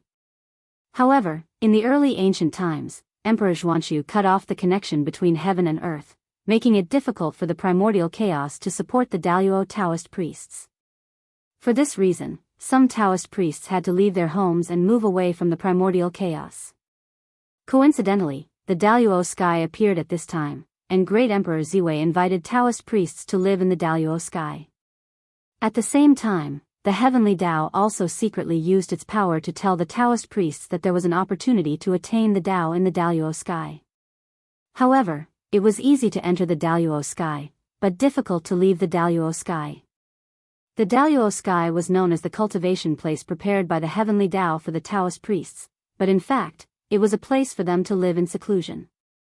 Once they entered the Daluo sky, they had to cut off the mortal world and no longer interfere in the matters of the primordial chaos. They had to focus on the Tao. This was a good thing and a bad thing. The bad thing was that they could not interfere in the primordial chaos. Fortunately, they had nothing to do with the tribulation from then on. Tribulation could not enter the Daluo sky. No tribulation could enter the Daluo sky, including the immeasurable tribulation. The purpose of the Daluo sky's existence was to create a new world. When the immeasurable tribulation descended, everything would be destroyed and everything would return to chaos. Only the Daluo sky would exist. At this time, the saints and the many primordial chaos Tao masters would use the Daluo sky as the foundation to create a new world in the chaos and establish the earth, fire, water, and wind. The Daluo sky was the embryonic form of the eternal world, and it was also the place where Panga confirmed his Tao. If one day, Panga succeeded in confirming his Tao and the Tao fruit of the great Tao was born, he would definitely be born in the Daluo sky. At the same time, the Daluo sky would also transform into an eternal and indestructible sky that could not be destroyed even by the immeasurable tribulation. The Daluo sky was very extraordinary. It was not an exaggeration to say that it was the number one sacred ground. Khanate god-fiends were born because of the Tao. They followed the Tao and pursued the Tao all their lives. Therefore, there was no lack of people in this group who were dedicated to pursuing the Tao. What such people lacked the most was a suitable place to live in seclusion. The appearance of the Daluo sky just happened to fill this gap. After learning the meaning of the Daluo sky's existence, a portion of the Khanate Taoist priests walked into the Daluo sky almost without hesitation. From then on, they escaped and isolated themselves from the world. There were a total of 3,000 such Taoist priests. They were the 3,000 Taoist priests in the Daluo sky. Ever since they entered the Daluo sky, none of them had left this place. Although they had never left the Daluo sky, their lives were not considered poor. There was no lack of Khanate spiritual roots in the Daluo sky. Chapter 839. These Daluo Taoist priests lived in the Daluo sky. In their free time, they could taste innate spiritual treasures and refine pills to pass the time. They could also sit and discuss the Tao with their fellow Taoists. Even worse, they could swim in the sea of the Great Path. Their lives were much more carefree than those of the Taoist priests in the outside world. However, the Daluo sky had indeed been closed for a long time. It was time to absorb some fresh blood and recruit some new members. At the same time, they could also communicate with the Taoist priests in the outside world and experience the changes in the world in recent years. It was not advisable to build a cart behind closed doors. Therefore, taking advantage of this rare opportunity, Great Emperor Ziwei intended to reopen the Daluo sky to accept new members and new knowledge. Is the Emperor planning to reopen the Daluo sky? Speaking of which, in ancient times, many of the poor Wei's friends entered the Daluo sky. After that, they completely lost contact with each other. It's been a while since we last met. If the Emperor reopens the Daluo sky, the poor Wei will definitely go there. Even if we don't gain anything from the discussion, it's still good to see some old friends. Not long after Great Emperor Ziwei finished speaking, a great medium immediately spoke up. The 3,000 Taoist priests naturally had many old friends. Many of the great medium present had good friends and even their juniors who entered the Daluo sky. Since then, they had lost contact with each other. Now that the Daluo sky had reopened, they could use this opportunity to meet their old friends. This was the mentality of a small number of great medium, but the majority of them had much more realistic thoughts. They had no old friends in the Daluo sky, but they still wanted to go there. Their purpose was to discuss the Tao with the Taoist priests in the Daluo sky. The 3,000 Taoist priests had been in seclusion in the Daluo sky for tens of millions of years. They must have gained a lot. If he could have a discussion with them, he might be able to gain some enlightenment and speed up his promotion to primordial chaos Daluo Jingxian. Discussion of the Tao, the Emperor said it very well. If we can discuss the Tao with the fellow Taoists in the Daluo sky, I think the poor Wei and the others will gain a lot of enlightenment. A powerful cultivator said. Regardless of whether or not the sages were going to attend the Daluo's heavenly Tao discourse, these great divine ability masters were going. Not long after, all the great mediums expressed their opinions and agreed to head to the Daluo to discuss the Tao. At this moment, all the great mediums turned their gazes to the saints sitting at the head of the table. Now, they were the only ones who had not expressed their opinions. Should they go or not? Everyone had gone. If they did not go, it would be somewhat inappropriate. Therefore, the sages thought about it and were about to agree. The Grand Pure One smiled and said, since all the fellow Taoists are going, the poor Wei and the others will naturally go together. Let's make use of this opportunity to gather and discuss the Tao. Ever since Master's Tao lecture ended, we rarely discussed the Tao.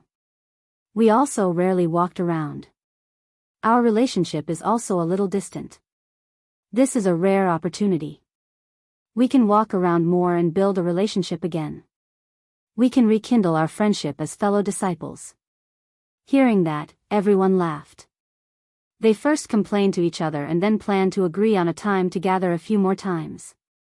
There were even people who told the Grand Pure One not to be stingy and take out the 9 Revolutions golden pill to entertain everyone. In an instant, the scene became incomparably lively. After a while, when the conversation gradually stopped, Tao ancestor Hong Jun, who had been ignored by everyone, suddenly spoke and attracted everyone's attention. If all of you go to the Daluo to discuss the Tao, this Tao discussion will definitely become a grand event in the primordial world. Therefore, in the opinion of the poor Wei, we should either not do it or do it on a large scale. Since we want to discuss the Tao, we can't limit it to everyone here. The primordial world is huge and there are countless experts. In the opinion of the poor Wei, all the Taoist priests in the primordial world should participate in the Daluo Tao discussion this time. We will definitely make this Tao discussion an unprecedented grand event in the primordial world. That's not all. Under the Khanate Taoist priests, the endless living beings of the 3 realms can come to the Daluo heaven to listen if they are fated and seek the opportunity to verify the Tao.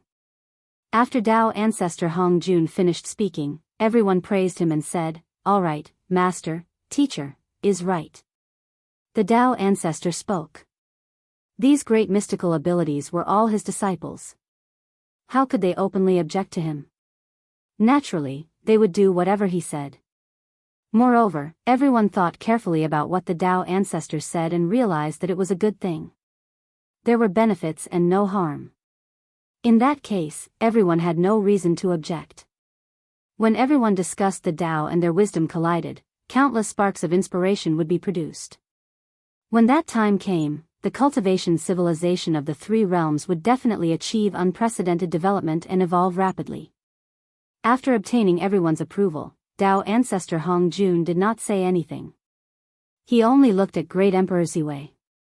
After all, the Daluo heaven was his territory. Although Tao ancestor Hong Jun's suggestion was good, it had to be approved by him. Otherwise, no matter how much Tao ancestor Hong Jun said, it would be useless. Great Emperor Ziwei had no intention of rejecting Tao ancestor Hong Jun's suggestion at all. This was because what Tao ancestor Hong Jun said was exactly what he thought. Even if the Tao ancestor did not say it, he would have mentioned it later. However, although Tao ancestor Hong Jun's words were the same as Great Emperor Ziwei's, he did not say much. Perhaps this was done on purpose by Tao ancestor Hong Jun so that Great Emperor Ziwei could add on and set the rules for this matter. However, whether or not Tao ancestor Hong Jun did it on purpose, Great Emperor Ziwei still had to add on the last point. As he stood up, he heard Great Emperor Ziwei say, Dao ancestors' words are the same as Great Emperor Ziwei's thoughts. Ziwei has no reason to refuse. However, other than that, Ziwei also has a small suggestion to make. That is, if the results of this discussion are good, why don't we set this matter as a tradition? Every 1,000,000 years, we will discuss the Tao in the Daluo heaven. What do you think, fellow Taoists? Without waiting for everyone to reply, Tao ancestor Hong Jun clapped his hands and praised, Ziwei's suggestion is exactly what I want. In the Poor Wei's opinion, the discussion of the Tao should indeed be a tradition. In this way, you can use this to build relationships and also benefit from the discussion of the Tao. It can also benefit the living beings of the three realms. It is indeed a good thing to kill many birds with one stone. Tao ancestor Hong Jun and Great Emperor Ziwei, the two biggest giants of the untainted world, had agreed to this matter. What else could the others say? Of course, they nodded in agreement. Moreover, this matter was indeed a good thing. Not only would it not affect their interests, but it would also benefit them. Therefore, in their hearts, they were also very much in favor of Great Emperor Ziwei facilitating this matter.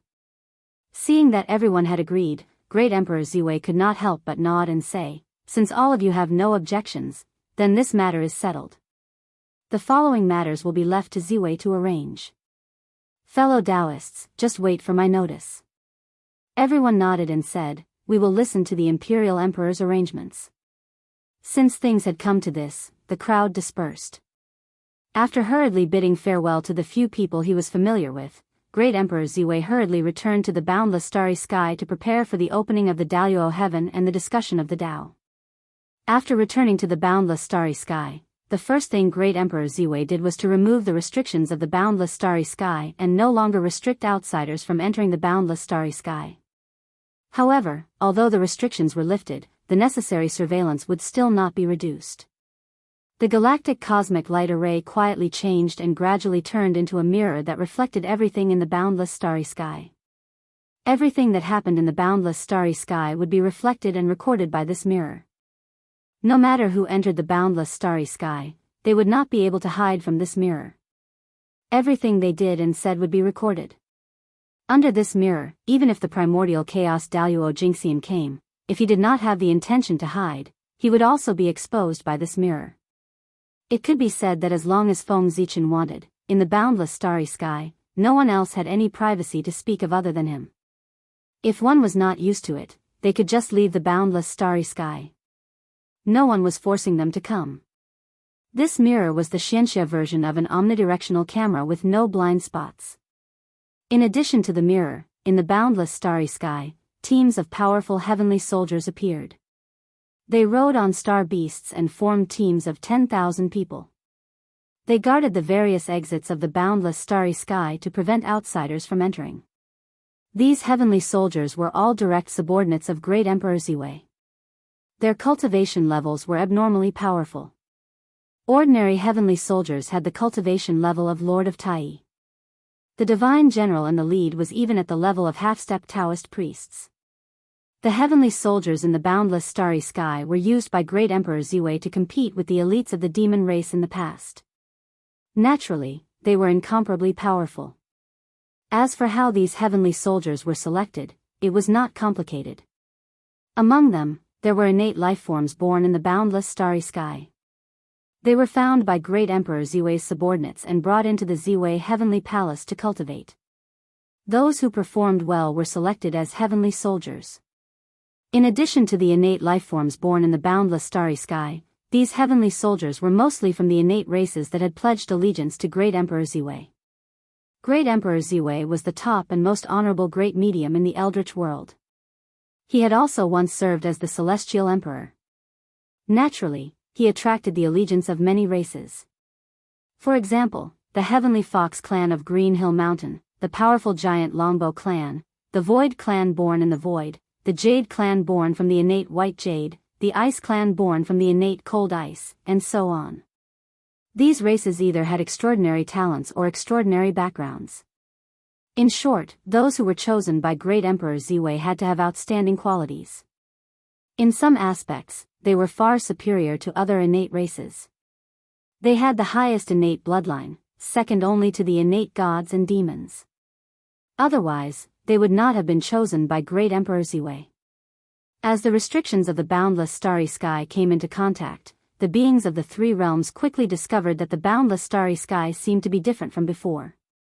The most obvious change was that the stars that filled the starry sky seemed to be much brighter than before.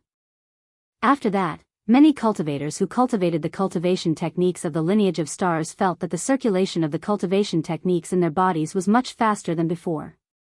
At the same time, some immortals with powerful cultivation bases felt that the barrier between them and the boundless starry sky seemed to have disappeared.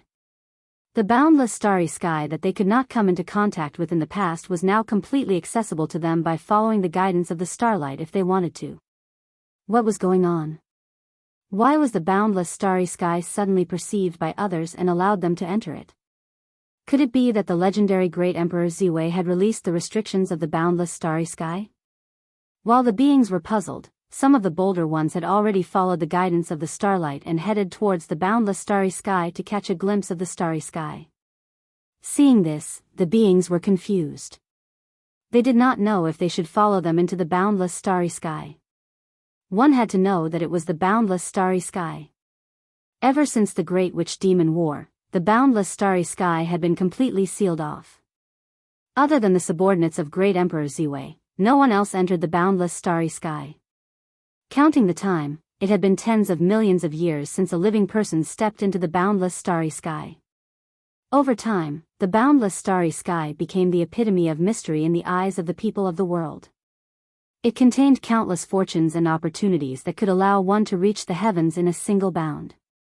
In the boundless starry sky, there was even a supreme fruit of the way that could allow one to directly become a Taoist priest after eating it. This was the understanding of the people of the world of the boundless starry sky. The more mysterious it was, the more it attracted people's imagination.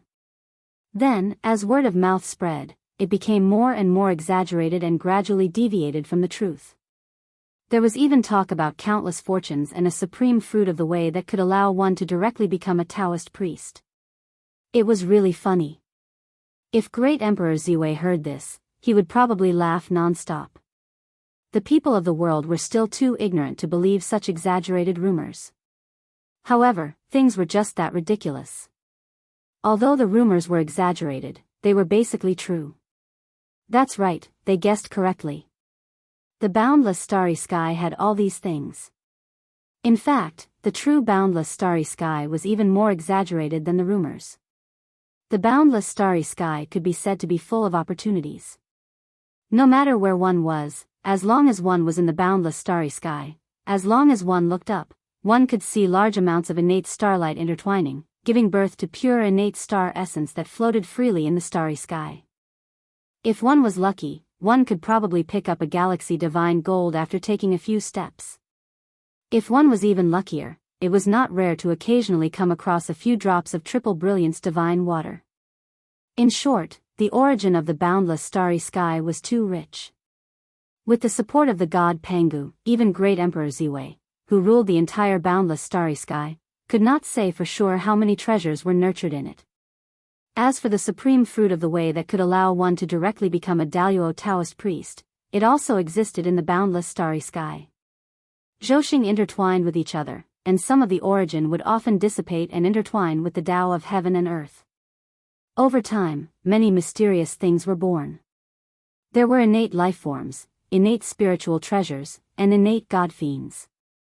If by chance, 365 chi of Zhoxing's origin would gather in one place at the same time and combine with the innate Tao, it would give birth to a supreme fruit of the way that could allow one to directly become a Taoist priest. This was a true treasure of heaven and earth, rarer than supreme-grade innate spiritual treasures and far more valuable than innate god fiends.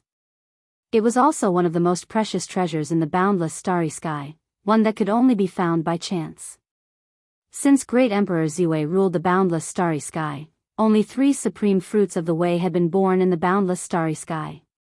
As for the time when Di Jun ruled the boundless starry sky, not a single one had been born. Chapter 840. Just as the people of the 3 realms were guessing what had happened in the boundless starry sky, Ziwei the Great slowly opened his eyes in the Ziwei Temple. I, Panga's Ziwei clan, consider that it is difficult for all living beings to seek the Tao and see the great path. Therefore, I have decided to reopen the Daluo sky in 100,000 years and invite the Taoist priests of the three realms to come here and discuss the Tao in order to seek the fruit of the origin. All living beings of the three realms, if they are fated, can come to the Daluo sky to listen. His voice was loud and resonated with the Tao. It rang in the ears of all living beings between heaven and earth, both inside and outside the three realms.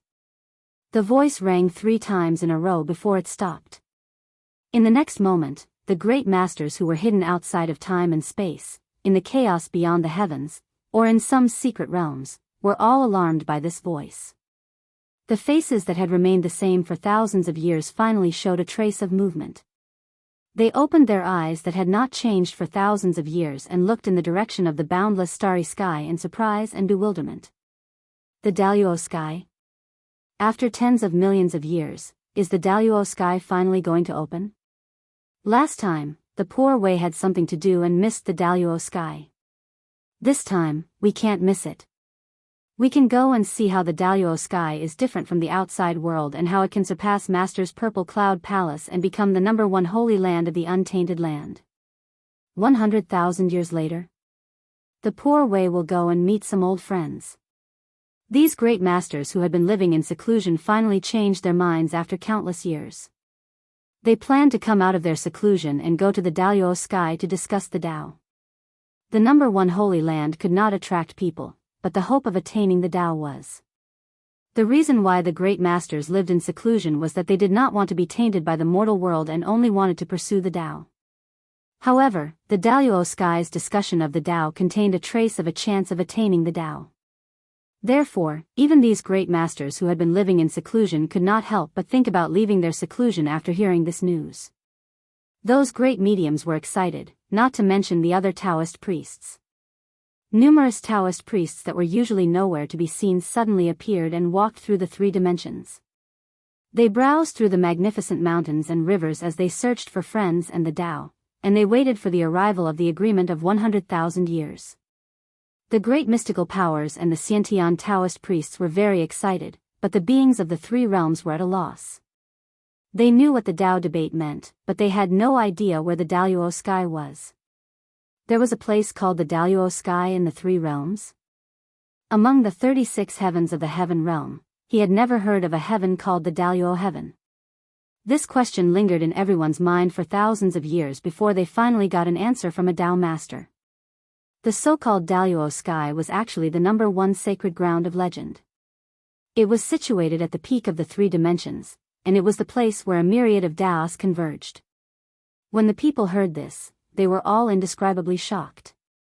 Although they had never been to the Daluo sky, from its ranking as the #1 sacred ground of the primordial world, they knew that this was definitely a supreme place. For a moment, all the beings of the 3 realms were extremely excited as they flew towards the boundless starry sky. They were not great mystical powers, nor were they Xiantian Taoist priests. With a thought, they could rush to the boundless starry sky. They were just ordinary immortals. The boundless starry sky was abnormally far away from the mortal world. With their speed, it would probably take them thousands of years just to travel. Most likely, they would have to spend more than half of the 100,000 years on the road. Therefore, the beings of the 3 realms naturally had to rush to the boundless starry sky in advance. Firstly, they would probably miss the Tao debate. Secondly, the boundless starry sky was mysterious and contained countless opportunities. If they arrived in advance and traveled in the boundless starry sky for a period of time, they might be able to obtain some opportunities. Yes. That was a good idea. There was a layer of thunder, fire, meteorites, and astral winds at the border of heaven and earth. Without the cultivation of Tai Jingxian, it was impossible to enter the heaven realm. The boundless starry sky was still above the heaven realm. If they wanted to reach the boundless starry sky, they had to go above the 36 heavens and cross the 36 spatial barriers. Therefore, although there were many immortals in the 3 realms, there were very few below the Xiantian Taoist priests who could make it here. Even Lord Tai might be able to walk into the boundless starry sky without the protection of an innate spiritual treasure, but he would definitely not be able to get close to the Daluo sky. The phrase, fated person, had already eliminated more than half of the beings of the three realms. While the beings of the three realms and the Taoist priests were busy, Great Emperor Ziwei, who was in the boundless starry sky, was not idle either. At this moment, he was in seclusion, preparing to plan a major event. In the place where Great Emperor Ziwei was cultivating in seclusion, the brilliance of the 365 heavenly cycle main stars and billions of other stars gathered in one place. In front of Great Emperor Ziwei, a figure that looked exactly like him was gradually formed. That's right, Great Emperor Ziwei was using the power of the boundless starry sky to condense an incarnation that was exactly the same as himself. The reason why the preaching was set to be 100,000 years later was to give everyone time to prepare, but in reality, it was to buy time for Great Emperor Ziwei to condense an incarnation. The incarnation that Great Emperor Ziwei condensed this time was extraordinary. It bore an unprecedented responsibility, and it was his substitute. He was going to discuss the Tao on behalf of his original body in the Daluo Sky Discourse with Tao ancestor Hong Jun, the various saints, and the numerous great mediums and Taoist priests. It was extremely difficult to not be seen by others when he was in front of so many people and had a friendly conversation with them. Therefore, Feng Zichen thought for a long time before he decided to condense an incarnation as Great Emperor Ziwei. His human identity was not acceptable, his Luoi's identity was not acceptable, and his Xianqing identity was even more unacceptable. Once he condensed an incarnation with these three identities, he would probably be seen through as soon as he arrived in the Daluo sky. What Feng Zichen wanted to plan was extremely secretive, and it was even more disadvantageous to the Xian sect. It was something that could not be known by the great mediums of the Xian sect. Otherwise, it would definitely cause a lot of trouble. Therefore, after thinking about it, Feng Zichen decided to let Great Emperor Ziwei handle this matter. This was because only Great Emperor Ziwei's incarnation could hide from the eyes of everyone, the saints, and even Tao ancestor Hong Jun. Firstly, Great Emperor Ziwei was the master of the Daluo sky. Secondly, the Daluo sky was located in the boundless starry sky. Thirdly, Great Emperor Ziwei's strength was the strongest. With all these conditions added together, as long as Great Emperor Ziwei's incarnation was condensed perfectly, with the support of the Daluo sky and the boundless starry sky, it could definitely be passed off as the real thing and deceive everyone's perception. Time passed by minute by minute. 100,000 years passed in the blink of an eye. Soon, the date of the sparring session was approaching. Many great mediums had already set off for the Daluo sky. At this moment, in front of Great Emperor Ziwei, a figure that looked exactly like him stood majestically. Starlight surged around his body, transforming into galaxies that wrapped around him, exuding an unparalleled divine might. Great Emperor Ziwei stared at him for a while and couldn't help but nod his head in satisfaction. In order to refine this incarnation, not only did he spend 100,000 years, but he also used up all the millions of innate star sources that he had accumulated. Fortunately, after spending so many resources, the result was undoubtedly gratifying. Not only did this incarnation look exactly like Great Emperor Ziwei, but it could also erupt with the power of his peak. Although it couldn't last for long, it was definitely no problem for it to last for decades. It was a perfect incarnation. After looking at this incarnation again, Great Emperor Ziwei nodded his head in satisfaction. Immediately, he took off the heavenly cycle starry robe on his body and draped it over the incarnation. At the same time, he also took off the myriad star crown on his head and placed it on the head of the incarnation. With this, a new Great Emperor Ziwei was born. Greetings, Great Emperor Ziwei. At this moment, the incarnation opened his eyes and bowed to Great Emperor Ziwei. Great Emperor Ziwei didn't return the greeting. He continued to stare at the incarnation. He always felt that something was missing, causing this incarnation to be imperfect. Finally, Great Emperor Ziwei seemed to have thought of something. He suddenly took out the Zhouxing painting and placed it in the hands of the incarnation. With this, everything was perfect. Now, anyone who came would think that this was the real Great Emperor Ziwei and not some incarnation. Seeing that there were no more mistakes, Great Emperor Ziwei immediately ordered, "My fellow Taoists are almost here. I'll have to trouble you to entertain them." The incarnation returned the greeting and said, "Great Emperor Ziwei is too polite. You and I are one. There's no need to trouble me. After saying this, the incarnation's figure gradually faded away. He had gone to the Daluo sky to prepare for the opening of the Daluo sky.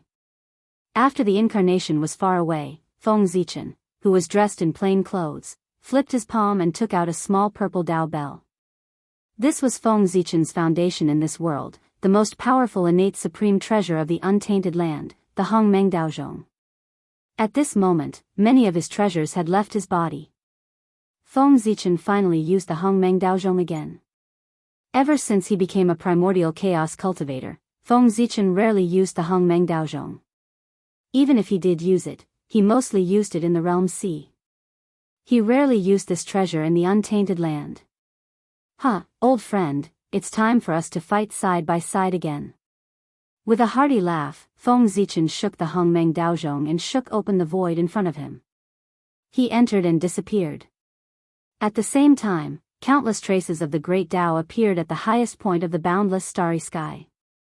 They turned into a vast torrent that gathered together and slowly pulled apart. Whoosh! In an instant, endless Tao light rose, covering the radiance of the stars and dimming the sun and moon.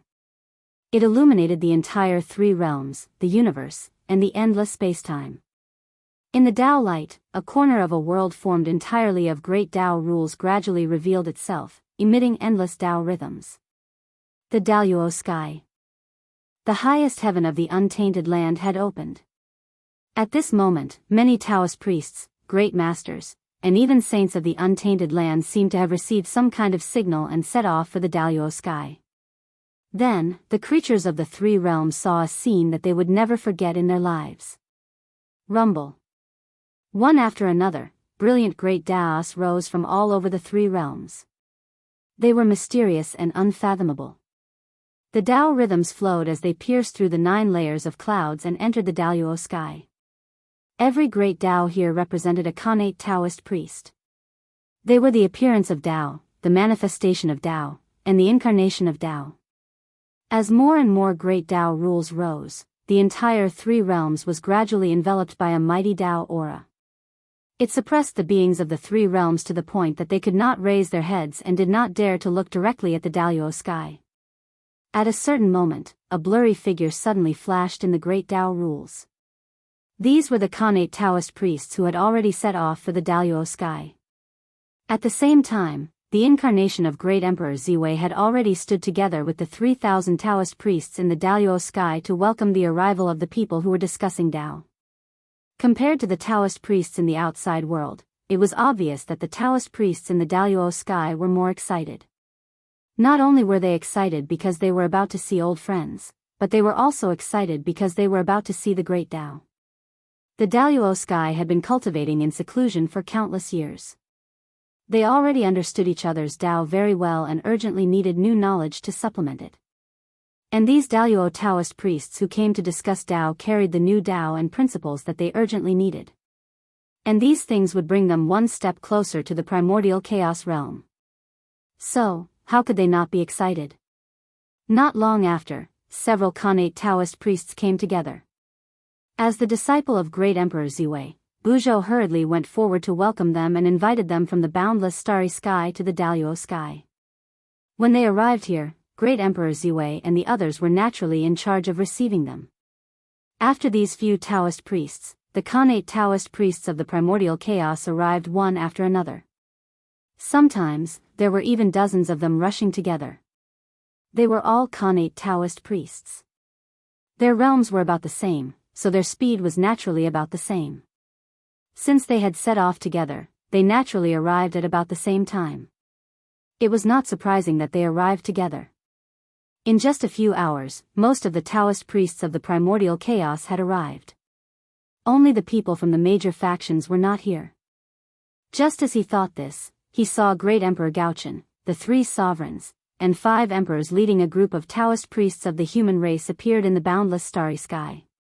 Behind them, Goddess Hudu led the great shaman of the shaman race, Dongwang Tai led the demon god of the demon race, and Patriarch Kunpeng led the demon god of the North Sea. They rushed over from 3 different directions. After these 3 factions were led into the Daluo sky, a five-colored light suddenly rose from the horizon. It was the arrival of the three connate races. At this point, most of the major factions of the primordial chaos had arrived. Only the saints had not arrived. Boom! As soon as the three connate races sat down, a huge wave of Saint aura suddenly descended. Everyone looked up and saw the 6 saints bringing their disciples over. When everyone saw this, they hurriedly went forward to welcome them. When the saints sat down, everyone thought that the preaching was about to begin. Unexpectedly, as the owner of this place, Great Emperor Ziwei suddenly stood up and went out to welcome them. When everyone saw this, they hurriedly followed. Although they did not know who the newcomers were, they were definitely important figures since Great Emperor Ziwei went out to welcome them. As soon as they left the Daluo sky, everyone felt that something was different.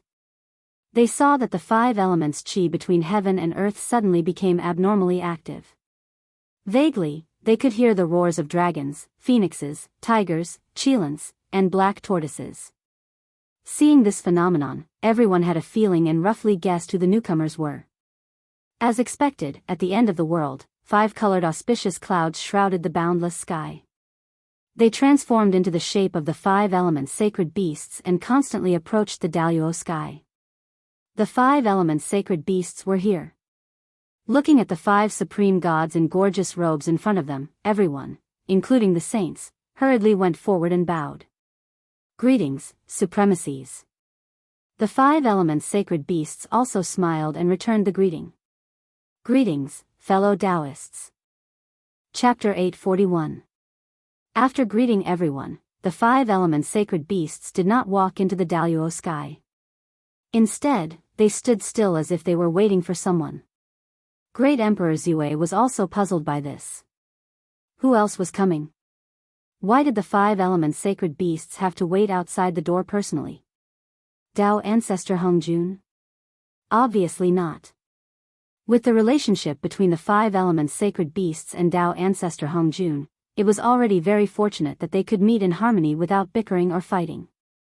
It was impossible for them to wait outside for Dao Ancestor Hongjun. Curious, Great Emperor Ziwei decided to stay behind.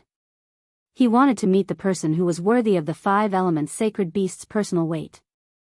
In fact, Great Emperor Ziwei and everyone else had already guessed who the person was. It was most likely the most ancient great medium who did not appear in front of others. After the war between the 3 clans, the group of most ancient innate saints had collectively disappeared. No trace of them could be found between heaven and earth. It was as if they had left the primordial world. In fact, that was not the case. They had always been hiding in the primordial world and had long achieved the Tao fruit of the primordial chaos Daluo Jingxian. It was just that no one knew about them. Now, looking at the 5 elements sacred beasts, it was likely that the Daluo sky's discussion of the Tao had attracted their attention. They wanted to come here to discuss the Tao with everyone. It was certain that the most ancient great beings were powerful, but as for how powerful they were, among the great medium here, only great ancestor Kunpeng and a few others had come into contact with them. The other great medium had only heard of them but had never really seen them, so they had no way of knowing. Therefore, everyone was looking forward to the great medium who was about to arrive. Just like that, everyone waited expectantly. They did not have to wait for long. After a while, they saw 9 figures surrounded by Dao Qi walking over from the boundary between the chaos and the boundless starry sky. Everyone went forward to take a look. Who else could it be but Dao Ancestor Hongjun? As for the other 8 people, sorry, no one present knew them. Greetings, Dao Ancestor. Everyone went forward and bowed to Dao Ancestor Hongjun. After that, everyone bowed to the 8 people who were traveling with the Dao Ancestor. Greetings, seniors. Although they did not know them, it was always right to call them seniors. Greetings, fellow Taoists. The 8 of them returned the greeting. Fellow Taoists, you're finally here. Come, let's go in quickly. Fellow Taoists have been waiting for a long time. At this moment, the 5 elements sacred beasts stepped forward and pulled the 8 people into the Daluo sky. During this period, the 5 elements sacred beast acted as if he did not see Dao Ancestor Hongjun. He did not go forward to greet him. When he spoke to the 8 people, it was as if he did not exist. Seeing this scene, Tao ancestor Hong Jun was not angry. He only pointed at the 5 elements sacred beasts and said to the fellow Taoists beside him, "Look at how stingy they are." As they chatted and laughed, everyone entered the Daluo sky, indicating that the Daluo heavenly discourse was about to begin. A total of 10,000 Xiantian Taoist priests, 3,000 almighty experts, over 20 primordial chaos Daluo Jingxian, and 1 Wuji Daluo Jingxian came to the meeting.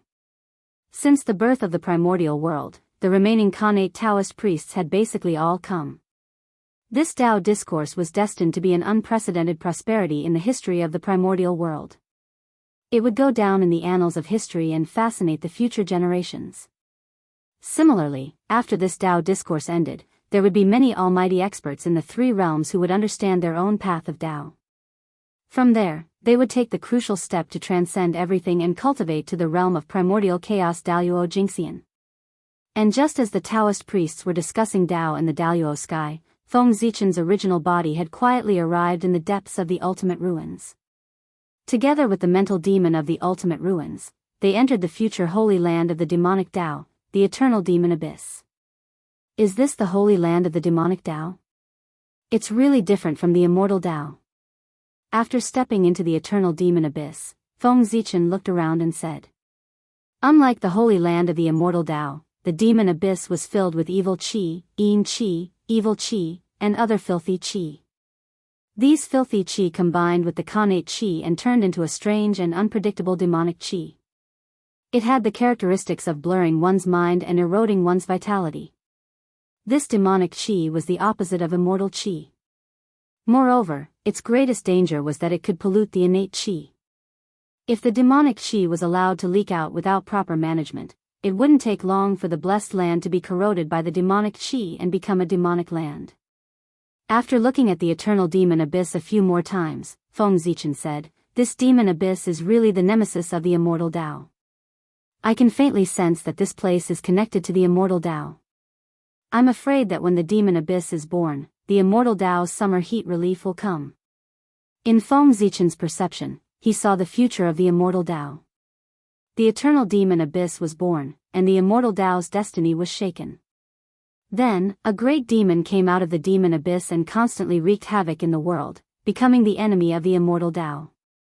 The battle between the immortal Tao and the demon abyss would begin with the birth of the eternal demon abyss. Of course, the birth of the eternal demon abyss wasn't a good thing for the immortal Tao. It was a sign of their impending doom. But to the 3 realms and the wilderness, the birth of the demon abyss was a good thing. Firstly, the opposition of immortal Tao and demon could effectively reduce the number of immortals, which was beneficial to the world. Secondly, immortal Tao and demon were like yin and yang, mutually reinforcing and restraining each other. The 2 opposed each other but were not unified, which was beneficial to stabilizing the world and promoting the development of the 3 realms. Thirdly, which was also the most important point, the birth of the eternal demon abyss could relieve the pressure on the 3 realms. It would allow the evil qi, tribulation qi, evil qi, turbid qi, and other filthy qi to have a new outlet. It could be said that as long as the eternal demon abyss existed, it would be like the sinkhole, constantly swallowing the waste produced by the world, thus delaying the arrival of the final tribulation. The birth of the eternal demon abyss was a crucial link in the evolution of the world. And Feng Zichen came to the sinkhole to help the sinkhole and inner demon perfect the eternal demon abyss, allowing it to truly be born. That's right, the 3 realms had been around for more than 200,000 years, but the eternal demon abyss was still the same, incomparably illusory. It was still illusory, and there were no signs of it being born. The sinkhole and inner demon used all means to strengthen the eternal demon abyss's origin, but there was no effect. The eternal demon abyss was like a giant eater, not rejecting anything, swallowing everything, but there was no growth. The bottomless ruin and heart demon made some deductions and discovered that although the eternal demon abyss shouldered a heavy responsibility, its opportunity to appear in the world was not in this cataclysm, but in the next cataclysm, accompanied by the rise of the demonic path. The sky demon Tao and heavenly immortal Tao were mutually reinforcing and counteracting. Now that the heavenly immortal Tao was about to flourish, the sky demon Tao would naturally also flourish.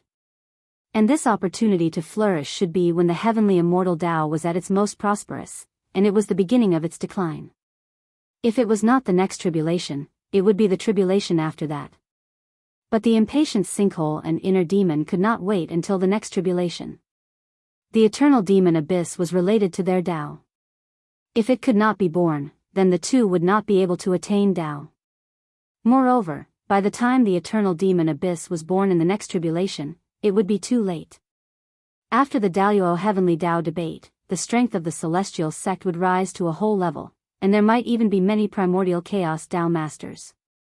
At that time, without the primordial chaos Tao masters, even if the demon Tao could flourish, what could they do? Facing the celestial sect with many primordial chaos Tao masters, what could the demon Tao do? Wouldn't they be at the mercy of the celestial sect? As for the heavenly Tao wanting the demon Tao to flourish, that was simple. Flourishing for a day was still flourishing. Just put on a show and let the demon Tao run rampant for a period of time, then find a reason to turn the world upside down and reverse the heavenly Tao. In an instant, the demon Tao could decline from flourishing and fall into the dust. A daxing without a master overseeing it was like a castle in the air, a reflection of the moon in the water. It was all illusory and unrealistic. It could be destroyed at any time. After flourishing, the demon Tao would fall into the dust.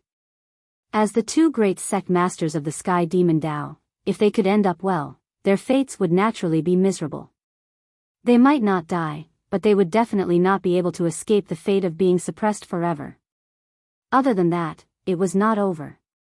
If they were really suppressed by the experts of the celestial sect, then with the temperament of the great masters of the celestial sect, both the sky demon and the sky demon could imagine their days after being sealed. The great mediums of the celestial sect of wonders wouldn't mind using their names to stir up trouble in the world. Moreover, after they were done using them, they would plant all kinds of shit on the two of them. It was too miserable. Even if they were sealed, they would not be able to find peace. From time to time, they would be dragged out by the great masters of the celestial sect and become the targets of everyone in the world. How could the sky demon and the sky demon accept such a future? Therefore, they wanted to go against the heavens and change their fate, causing the eternal demon abyss to be born in advance. They wanted to accumulate as much power as they could to achieve the realm of the primordial chaos Daluo Jingxian before the demon Tao flourished. Of course, the sky demon Tao with only two primordial chaos Daluo Jingxian could not be a match for the celestial sect, but they had the ability to deal with the primordial chaos Tao master of the celestial sect. Yes, they had the ability to flip the table. In the future, even if the celestial sect defeated the sky demon Tao, they would not dare to force the two Tao masters of the sky demon Tao too much.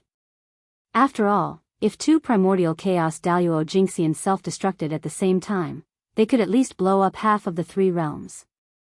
The primordial chaos Tao master of the celestial sect had scruples about this, so he would not dare to force the Tao master of the sky demon Tao too much.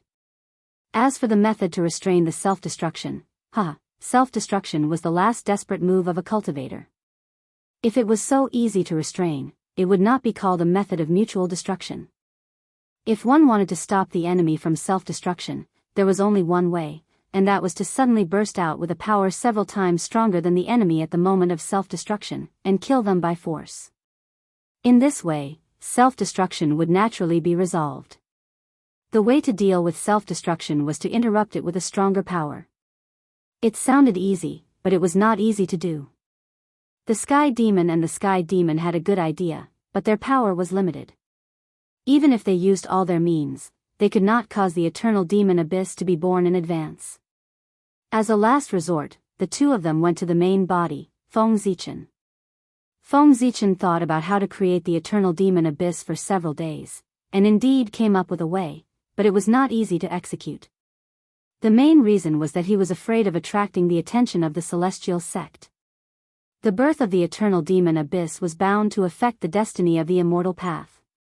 Therefore, if it was forcefully created, it would inevitably arouse the vigilance of the celestial sect masters.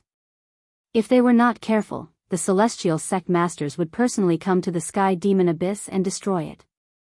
At that time, as one of the leaders of the righteous path, Feng Zichen would not be able to help the Sky Demon Abyss. For this reason, he could help the Sky Demon Abyss create the Eternal Demon Abyss, but he had to find an opportunity when the Celestial Sect Masters were not around. The Daluo Heavenly Tao debate was born for this reason. It was basically impossible to wait for the Celestial Sect Masters to leave the three realms of their own accord. But if there was no opportunity, it could be created.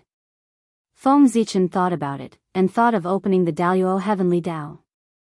In the name of spying on the Great Tao, he invited all the Taoist priests of the wilderness to discuss the Tao. In one fell swoop, he summoned all the masters of the Celestial Sect to the Daluo Heavenly Tao debate. Just as everyone was focused on the Tao debate and had no time to worry about the three realms, Feng Zichen slipped away and quietly left the boundless starry sky, came to the Sky Demon Abyss, and began his plan. Helping the Sky Demon Abyss and the Celestial Sect open up. At this time, everyone's thoughts were on how to attain the Tao. How could they be distracted to care about the three realms? If they were distracted and did not catch that fleeting spark of the Great Tao, missing the opportunity to attain the Tao, wouldn't it be too late to regret it?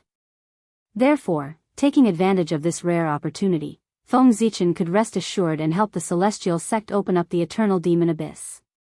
Following the Celestial Sect and the Celestial Sect, Feng Zichen walked forward for a while more until he arrived at the deepest part of the Eternal Demon Abyss. When he arrived, he saw endless demonic qi gathering in the depths of the abyss. It seemed to have a life of its own, throbbing constantly. Upon closer inspection, he discovered that it wasn't demonic qi that was throbbing, but the Khanate Tao fetuses in the depths of the demonic qi. There were a total of 9 Khanate Tao fetuses, and each one was surrounded by terrifying demonic shadows. These were Khanate god fiends born from the abyss, true and complete Khanate god fiends that belonged to the demonic Tao. They were also the key to the future prosperity of the Sky Demon Tao. These Khanate devils fetus were born together with the other Khanate god fiends of the three realms. However, while the Khanate god fiends of the three realms had been born for many years, the Khanate devil's fetus here showed no signs of birth. The reason for this was the influence of the Eternal Demon Abyss. These 9 Khanate devils fetus were all born from the core of the Eternal Demon Abyss. But now, even the Eternal Demon Abyss itself hadn't reached perfection, so where would it find the extra power to nurture these Khanate demon gods? Therefore, although these Khanate devils fetus had been around for many years, there were no signs of birth at all. If they wanted to be born, they would have to wait until the Eternal Demon Abyss was truly born. Only then would the Abyss have the power to nurture them. To be able to nurture 9 Khanate demon gods at once, this Eternal Demon Abyss is truly extraordinary. No wonder you can't nurture them. Feng Zichen sighed with emotion as he looked at the 9 Khanate devils fetus. In the three realms, the only place other than the World Tree that could nurture 9 Khanate god fiends at once was Kunlun Mountain. And now, the Eternal Demon Abyss had done the same. What did this mean? Even if the Eternal Demon Abyss couldn't compare to Kunlun Mountain, it wasn't far off. Chapter 842. It was no wonder that the Eternal Demon Abyss carried the future fortune of the Sky Demon Sect. Being able to stand shoulder to shoulder with Kunlun Mountain, it was indeed qualified. Let's begin. Feng Zichen instructed as he silently walked up to a Khanate devil's fetus. Then, Inner Demon and Guishu stepped forward and took out the blood of the Chaos Demon God that Feng Zichen had collected from the Realm Sea. They circled around the Khanate devil's fetus and continuously drew. Soon, a special formation made entirely of the blood of the Chaos Demon God appeared below the Khanate devil's fetus. The formation's function was very simple. It was used to summon the Chaos Demon God. With the Khanate devil's fetus as bait, the formation would strengthen the devil's fetus's power and attract the Chaos Demon God that was wandering outside the realm. Through the mysterious connection, they would descend here and possess the Khanate devil's fetus. They would then be born in the Eldritch Wilderness as Khanate demon gods. This was a proper secret technique of the demon sect that was used to summon the Chaos Demon God. And now, Feng Zichen was using this formation. Naturally, his purpose was not to help the Chaos Demon God reincarnate in the three realms, but to hunt down the Chaos Demon God. That's right, to hunt down the Chaos Demon God. For the eternal demon abyss to be born, it needed an enormous amount of world origin. Where would this world origin come from? Obviously, it was most suitable to come from the Chaos Demon God. The Chaos Demon God's world origin was of extremely high quality, far surpassing the world origin. In fact, even the Chaos origin was slightly inferior. It could even give birth to the Eldritch Wilderness, let alone a mere eternal demon abyss. As long as it devoured the Chaos Demon God's world origin, the eternal demon abyss's rate of birth would definitely skyrocket. It would be no problem for it to be born completely within 100 years. As for hunting down the Chaos Demon God, it only needed to be killed and refined the moment it descended. This wouldn't be too difficult to accomplish. This was because the reincarnation of the Chaos Demon God would definitely not descend in his true form. He would only descend a wisp of his true spirit. And how strong could a wisp of true spirit be? At most, it would be the strength of a primordial chaos perfected golden immortal. With Feng Zichen's strength at the 9th heaven of primordial chaos and his strongest Khanate treasure, the primordial chaos Dao Bell, suppressing a wisp of true spirit of a chaos fiend celestial was a piece of cake. Resist? Can they resist? Although this method was simple, it had a flaw, and that was that it was troublesome. Since the Chaos Demon God did not descend with his true body but only a wisp of his true spirit, the power he carried was very limited. Therefore, one Chaos Demon God's true spirit was definitely not enough. He needed many of them. With so many Chaos Demon Gods, it was inevitable that he would fail. Therefore, he had to be careful, and even more careful. This was the reason why Feng Zichen's original body had appeared here. He wanted to use his strongest power to suppress any possible accidents that might occur. I'm ready. We can begin now. After finishing the preparation work, the ultimate ruins and the mental demon spoke at the same time. In fact, there was no need for them to say anything. Feng Zichen and their minds were connected. The moment they were ready, he already knew that they could begin. Then let's do it. Nodding, Feng Zichen waved his big sleeve and released a Taoist who was surrounded by a murderous aura. This was a demi-saint of the demon sect. Feng Zichen had captured him on his way to the ultimate ruins. He was also an extremely important part of Feng Zichen's operation this time. He would be responsible for activating the formation and summoning the Chaos Demon God. If Feng Zichen and the other two were responsible for activating the formation, the Chaos Demon God on the other side of the formation would inevitably be alarmed and vigilant, thus creating unknown variables. For this reason, the person used to activate the formation and summon the Chaos Demon God must have nothing to do with Feng Zichen.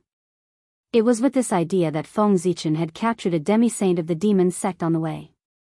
The demi-saint of the demon sect was a direct descendant of the Chaos Demon God in the untainted land. He had nothing to do with Feng Zichen, so it was more than appropriate to use him to summon the Chaos Demon God. The people of the demon sect found a Khanate devil's fetus in the 3 realms. In their excitement, they decided to summon the Chaos Demon God and urge him to be born in the 3 realms. Was there a problem? There was no problem at all. It was reasonable. As for why Feng Zichen was so coincidental that he could meet a demi-saint of the demon sect on his way to the ultimate ruins, there was nothing surprising about it. Feng Zichen's luck was so strong that it was not an exaggeration to say that it was the best in the 3 realms. In short, Feng Zichen's luck was the best in the world. He had basically reached the point where he could get whatever he wanted. As long as he desperately wanted to meet a demi-saint of the demon sect in his heart, there would definitely be an unlucky demi-saint of the demon sect who would appear in front of Feng Zichen due to various coincidences. It couldn't be helped. People with great luck were just so unreasonable. After using a secret method to confuse the mind of the demi-saint of the demon sect, Feng Zichen and the other two hid their bodies in the Hongmeng Daozhong and became one with the surrounding heaven and earth. They were completely invisible and did not leave a trace of aura. At this moment, the unconscious demi-saint of the demon sect suddenly woke up. Then, he saw the Khanate devil fetus in front of him and the formation below the devil fetus to summon the Chaos Demon God. Suddenly seeing this scene, the demi-saint of the demon sect was not surprised at all. He walked forward naturally and began to prepare to activate the formation. Of course, he was not surprised. His memory had long been tampered with by Feng Zichen. Now, in his mind, he was traveling here by chance and accidentally found a connate devil fetus. Using the devil fetus as the foundation, he built a formation to summon the chaos demon god. The formation in front of him was built by the demi-saint of the demon sect. How could he not be natural? After skillfully operating it, the demi-saint of the demon sect began to chant. He was using the secret method of the demon sect to activate the formation and summon the chaos demon god. As the demi-saint of the demon sect moved, the strange formation below the connate devil fetus suddenly bloomed with rays of blood light. Immediately, an inexplicable force spread out from the blood light and distorted the unknown time and space. In this way, after waiting for a few days, the void above the connate devil fetus suddenly began to distort and become indescribable. Wisps of chaotic evil aura spread out. This strange phenomenon meant that the formation had already connected with a chaos demon god and was guiding his power to descend into the eternal demon abyss. In this way, after a few more days, the constantly distorting void above the connate devil fetus suddenly collapsed. A pitch-black, deep, and ominous void passage quietly formed, connecting the unknown world and the three realms. Immediately, an incomparably violent force, accompanied by wisps of chaotic evil aura, surged from the other end of the passage and landed above the connate devil fetus, turning into a strange demon god with 6 faces. The demon god of 6 desires. Feng Zichen, who was hiding in the dark, recognized the origin of the demon god of 6 desires the moment it descended. It was the demon god of 6 desires who had mastered the great Tao of 6 desires. The demon god of 6 desires' strength was not the best among the chaos demon gods. At most, his intelligence was first class. Among the chaos demon gods, there were many who were stronger than him. But even so, few people dared to provoke the demon god of 6 desires among the chaos demon gods. It was true that he was not strong, but he had a twin brother called the demon god of 7 emotions, who was a chaos demon god who had mastered the great Tao of 7 emotions. The strength of the demon god of 7 emotions and the demon god of 6 desires were about the same. Neither was stronger than the other. But once the 2 chaos demon gods joined forces, they could become the demon god of 7 emotions and 6 desires, and their cultivation would be close to that of the top chaos demon gods. Therefore, few chaos demon gods dared to provoke the 2 brothers. Others might be afraid of him, but Feng Zichen was not. Firstly, the demon god of 7 emotions was not here. Secondly, this was the untainted land, the 3 realms, and the eternal demon abyss. It was his territory. He had no reason to be afraid of the demon god of 6 desires. Haha. It's the connate devil fetus. With him, I can avoid the eyes and ears of the heavenly Tao and reincarnate into the untainted land. I can hide there and secretly strengthen my strength, waiting for the birth of the great Tao fruit. The demon god of 6 desires saw the connate devil fetus right below him the moment he arrived. He could not help but shout excitedly. After a while, the excitement in his heart gradually faded. The demon god of 6 desires finally noticed the demonic sect quasi-sage who had summoned him. Then, he said with satisfaction, "Very good. Are you the one who summoned me? You are very good. When I successfully reincarnate, I will personally help you attain the Tao and help you break free from the influence of the great Tao. From then on, you will regain your freedom. This is the reward you deserve. The chaos demon gods will never mistreat those who have made contributions. As long as you serve me with peace of mind and help me recover my strength, I can even help you attain the infinite Tao fruit in the ultimate creation realm, let alone the chaos Tao fruit." It was unknown whether the demon god of 6 desires was hypocritical or not.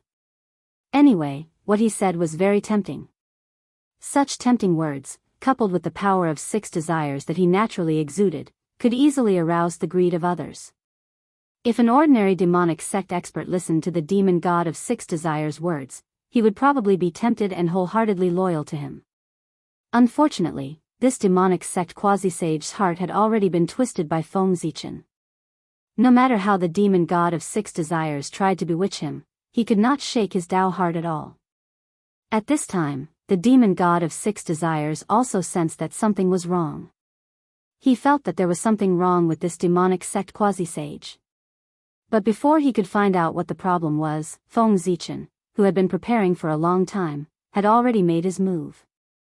Suddenly, the Hongmeng Daozhong appeared from the void and became 10,000 feet tall. It was accompanied by a monstrous Hongmeng aura. It blasted down from the sky and enveloped the demon god of 6 desires, who was defenseless. Ah, this bell, it's you. It's you, you thief. You actually hid here and plotted against me. Damn it, you deserve to die. Inside the Hongmeng Daozhong, although the demon god of 6 desires did not see Feng Zichen, he recognized the Dao bell that trapped him and guessed Feng Zichen's identity. It was the despicable thief who often ambushed and even hunted chaos demon gods in the realm sea. At the same time that he recognized Feng Zichen's identity, the demon god of 6 desires also understood his situation. Feng Zichen was able to escape from the joint attack of hundreds of chaos demon gods. His strength was terrifying. His chaotic true spirit would not be able to resist at all in front of him. There was no other possibility other than being easily killed. After understanding this, the demon god of 6 desires did not hesitate. After saying some harsh words, he directly dispersed his chaotic true spirit. When I recover from my injuries and my strength returns to its peak, I will suppress you in the infinite sea and let you be eroded by the infinite calamity Qi day and night. The demon god of 6 desires' thoughts were simple. Rather than being killed and humiliated by Feng Zichen, he would rather end his own life. It was just a true spirit. He could afford to lose it. Although he thought this, when he really did it, the demon god of 6 desires' heart still ached. Although the destruction of his true spirit did not shake his foundation, the results of his hard work in cultivation over the past few years had been completely wasted. He would have to start all over again. The loss was not great, but it was hard to swallow this anger. The wisp of the 6 desires demon god's chaotic true spirit slowly dissipated amidst his extremely unwilling and resentful eyes. In the end, it turned into a ball of demon god origin that quietly floated within the Hongmeng Dao bell. In the dark, Feng Zichen saw this scene and could not help but be speechless. He did not expect his deterrence to be so great. Before he even appeared, the demon god of 6 desires had already guessed that he was the culprit and was so scared that he hurriedly killed himself. Thinking of this, Feng Zichen was quite proud. In this world, who else but Feng Zichen could scare the demon god of chaos to the point of killing himself? Even the great god Pangu did not have this ability.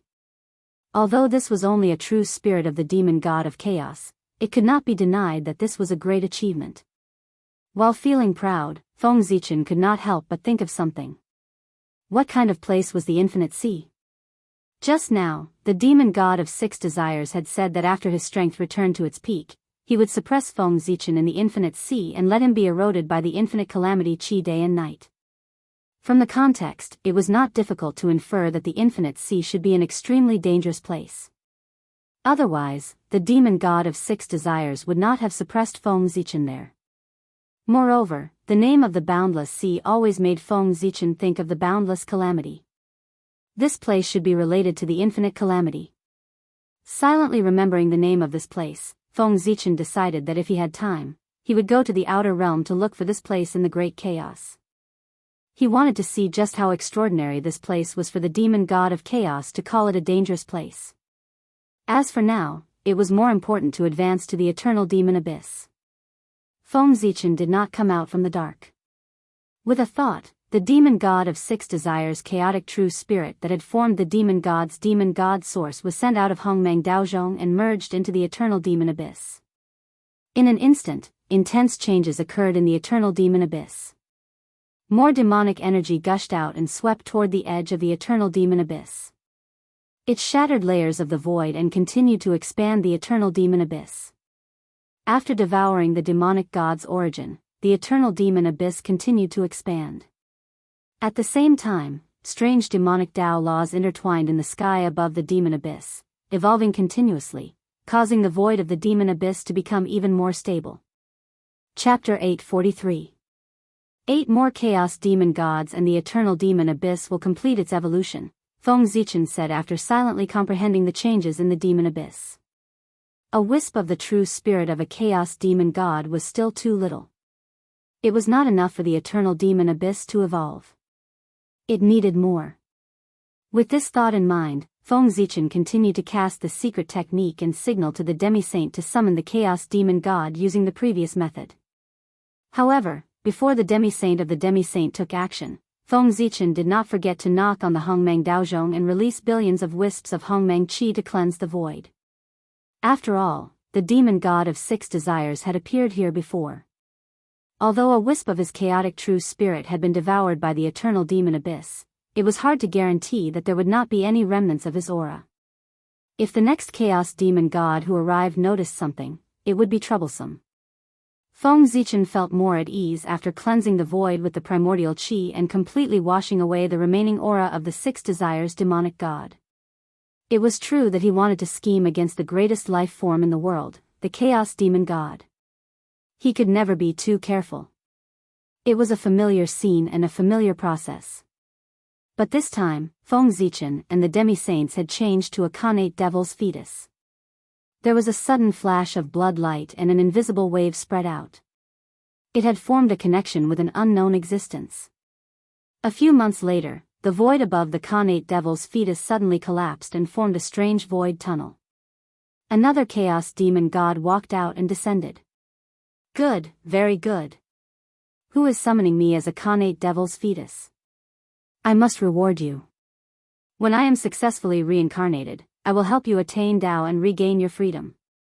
Before the chaos demon god showed up, his voice was heard from afar. Shortly after, a chaos demon god with 7 heads squeezed out of the void tunnel and appeared before the demi-saint of the demi-saint of the demi-saint. This chaos demon god also had 4 limbs and 100 bones. He was not much different from an ordinary person and also had a connate constitution. However, he had 7 heads. Furthermore, each head displayed a different expression. 7 heads, 7 faces, corresponding to 7 expressions. They were respectively joy, anger, worry, longing, sorrow, fear, shock, and the other 7 emotions. Without a doubt, this chaos demon god was the twin brother of the demon god of 6 desires, the 7 emotions demon god. It was a coincidence that the 2 brothers were summoned at the same time. Brothers in the same boat. Before the 7 emotions demonic god could observe the situation, the primordial chaos Tao Bell suddenly appeared in the void and turned into 100,000 feet in size. It enveloped the 7 emotions demonic god as if it was covering him. Damn it. It's you, you thief. You bastard. God of God of God, God of mind was stunned, God of 7 God. Of God, God was God. Of God was God of God. Then, he became extremely angry and cursed at Feng Zichen. Filthy words came out of his mouth and he did not have the demeanor of a chaos demon god at all. At first, Feng Zichen was angry when he was cursed. He wanted to activate the Hongmeng Daozhong and kill the 7 emotions demon god of 7 emotions. However, Feng Zichen sensed that something was wrong the moment he had this thought.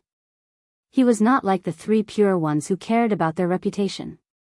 He was a true Taoist who was not shocked by honor or disgrace. No matter how the world insulted him, cursed him, praised him, or praised him, his Taoist heart would not be shaken. If someone cursed him, he would just kill them. Why would he be so angry? However, Feng Zichen was angered by a few words from the 7 emotions demon god. That was not right. With doubts in his heart, Feng Zichen calmed down. Then, he realized that the 7 emotions demon god was indeed a demon god who had mastered the 7 emotions great Tao. There was the power of 7 emotions hidden in his words. He was provoking the anger in Feng Zichen's heart. If Feng Zichen was really impulsive and was affected by the power of 7 emotions, he would kill the chaotic real spirit of the 7 emotions demon god. Then, he would fall into the Tao of the 7 emotions demon god. A wisp of the power of 7 emotions went deep into his Taoist heart. From then on, his Taoist heart would be damaged. It would be difficult for him to improve his cultivation. If it was serious, he would sink into the sea of bitterness of the 7 emotions. Hiss, After understanding this, Feng Zichen could not help but take a deep breath. The Chaos Demon Gods were really strange and powerful. There were hidden murderous intents everywhere. If he was not careful, he would fall into their Tao and fall into a disaster. It was really scary. Fortunately, the Six Desires Demon God was more cowardly. When he found out that the person who came was Feng Zichen, he directly killed himself. He did not plot against him like the Seven Emotions Demon God. This saved Feng Zichen some trouble. Wait, that's not right. Thinking of this, Feng Zichen suddenly felt that something was wrong. How could he be sure that the Six Desires Demon God did not plot against him? Now that he thought about it, the Six Desires Demon God's actions were really strange. How could a Chaos Demon God be so cowardly? He did not even put up a fight and directly killed himself. It was a disgrace to the Chaos Demon Gods. Why couldn't the Six Desires Demon God's actions be to make Feng Zichen more cautious and create an opportunity to plot against him? The means of the Chaos Demon Gods had always been mysterious and unpredictable. The Six Desires Demon God might have done this. He had to be careful. Thinking of this, Feng Zichen suddenly activated the innate indestructible true spirit and turned it into an extremely perfect jade disc. There were countless runes of the Great Path around it, as if all the 3,000 great paths were on it. This was the great treasure of the heavenly path, the jade disc of good fortune. It was made by Pangu by combining part of the Great Path imprints of the 3,000 demon gods. Its power was ridiculously strong and was not inferior to any great treasure of the chaos. Of course, this was not the jade disc of good fortune itself. It was a supreme magic that Feng Zichen had reverse-deduced from the fragment of the jade disc of good fortune. How much weaker was its power compared to the real jade disc of good fortune? Feng Zichen had not seen the real jade disc of good fortune, so he could not make a comparison. However, the power of this creation magic was definitely not weaker than the fragment of the jade disc of good fortune in Feng Zichen's hands. It might even be stronger. The jade disc of good fortune spun, and Tao light flowed on its body like a mirror. It shone on Feng Zichen's body from inside out. Soon, it shone on him, not missing a single corner. Under the jade disc, the few flaws on Feng Zichen's body were illuminated one by one. There were no traces of him being plotted against. Seeing this, Feng Zichen heaved a sigh of relief. He had not been plotted against by the Six Desires Demon God, but he was not completely at ease. Immediately, Feng Zichen spun the jade disc of good fortune and shone it on the inner demon and the ultimate void. Indeed, in the corner of their bodies, where it was hard to detect, Feng Zichen saw a trace of the Six Desires Demon God's will. Obviously, it was left behind by the Six Desires Demon God at some unknown time and with some unknown method.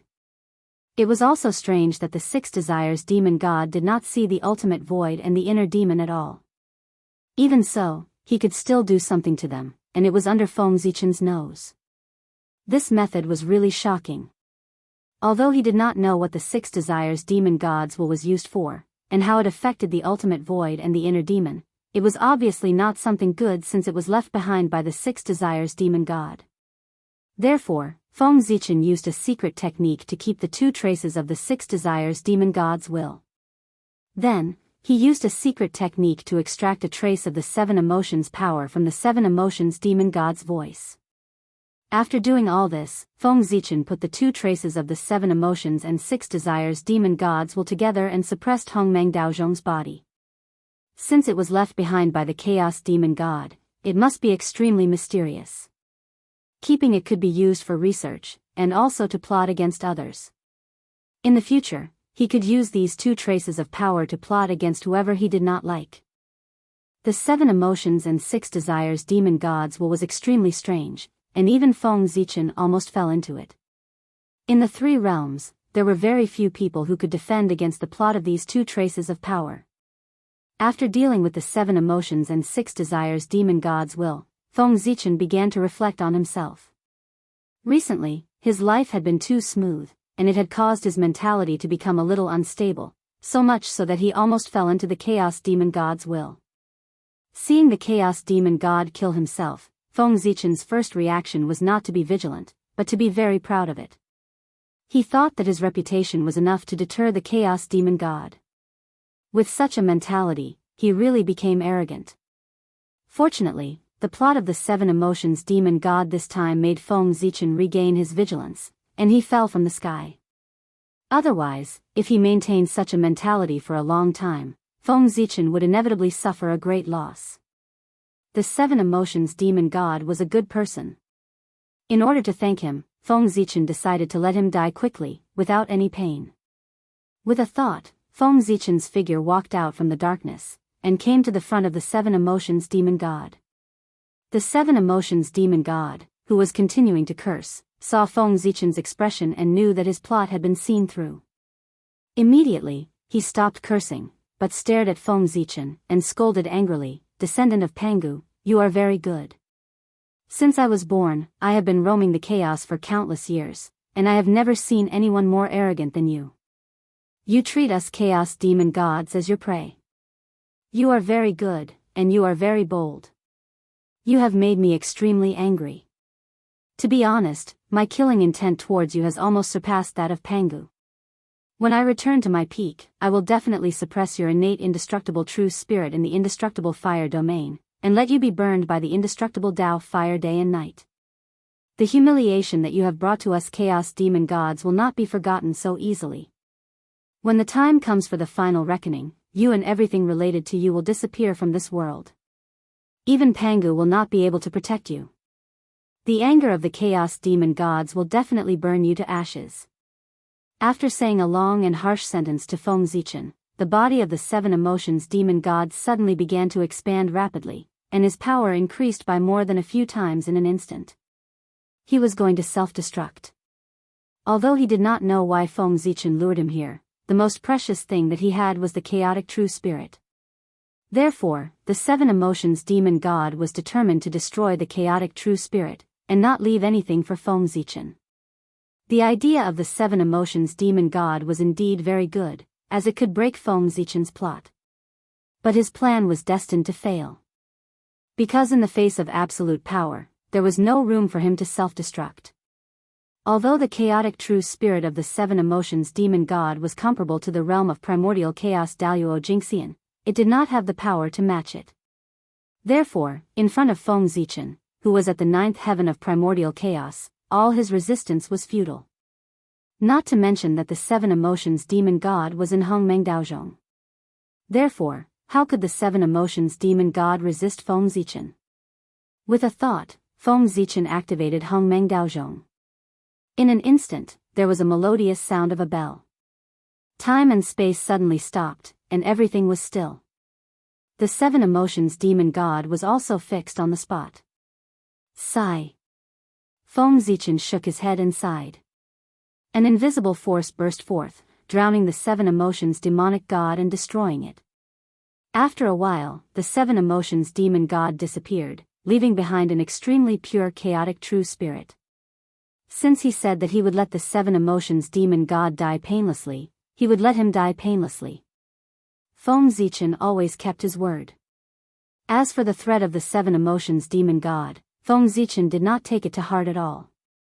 If a few words could make him afraid, he wouldn't have been able to cultivate to his current realm. The 7 emotions demon god's words were really funny. He said it as if Feng Zichen did not offend them, they would not attack Feng Zichen. As a descendant of Pangu, it was destined that he could not coexist with the chaos demon god. Regardless of whether he offended them or not, the chaos demon god would attack Feng Zichen and the rest in the end. All the descendants of Pangu knew this clearly. Therefore, the descendants of Pangu had always killed the chaos demon god whenever they saw one. They were unusually ruthless. Moreover, when the day of reckoning arrived, no one knew what realm Feng Zichen's strength had reached. At that time, it was not certain who would be the one to deal with who.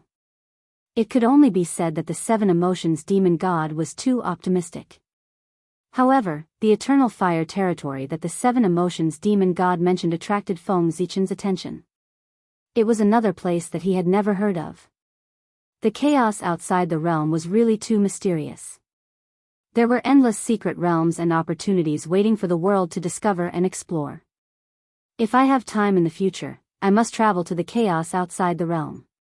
Involuntarily, Feng Zichen was once again determined to travel to the chaos outside the realm. Soon, he would have time soon. His doppelgangers had almost all grown up. When all of them became primordial chaos Daluo Jingxian, Feng Zichen would have plenty of time. Thinking of this, Feng Zichen withdrew his thoughts and merged the chaotic true spirit of the seven emotions demon god into the eternal demon abyss. Accelerating the birth of the eternal demon abyss to help Gue Su and the mental demon attain the Tao was Feng Zichen's current priority. It was indeed much easier for the mental demon and Gue Su to attain the Tao than the other powerful figures. This was not because Gue Su and the mental demon were too outstanding, but because the Xian sect was too strong. To put it this way, the heavenly Tao emphasized balance the most.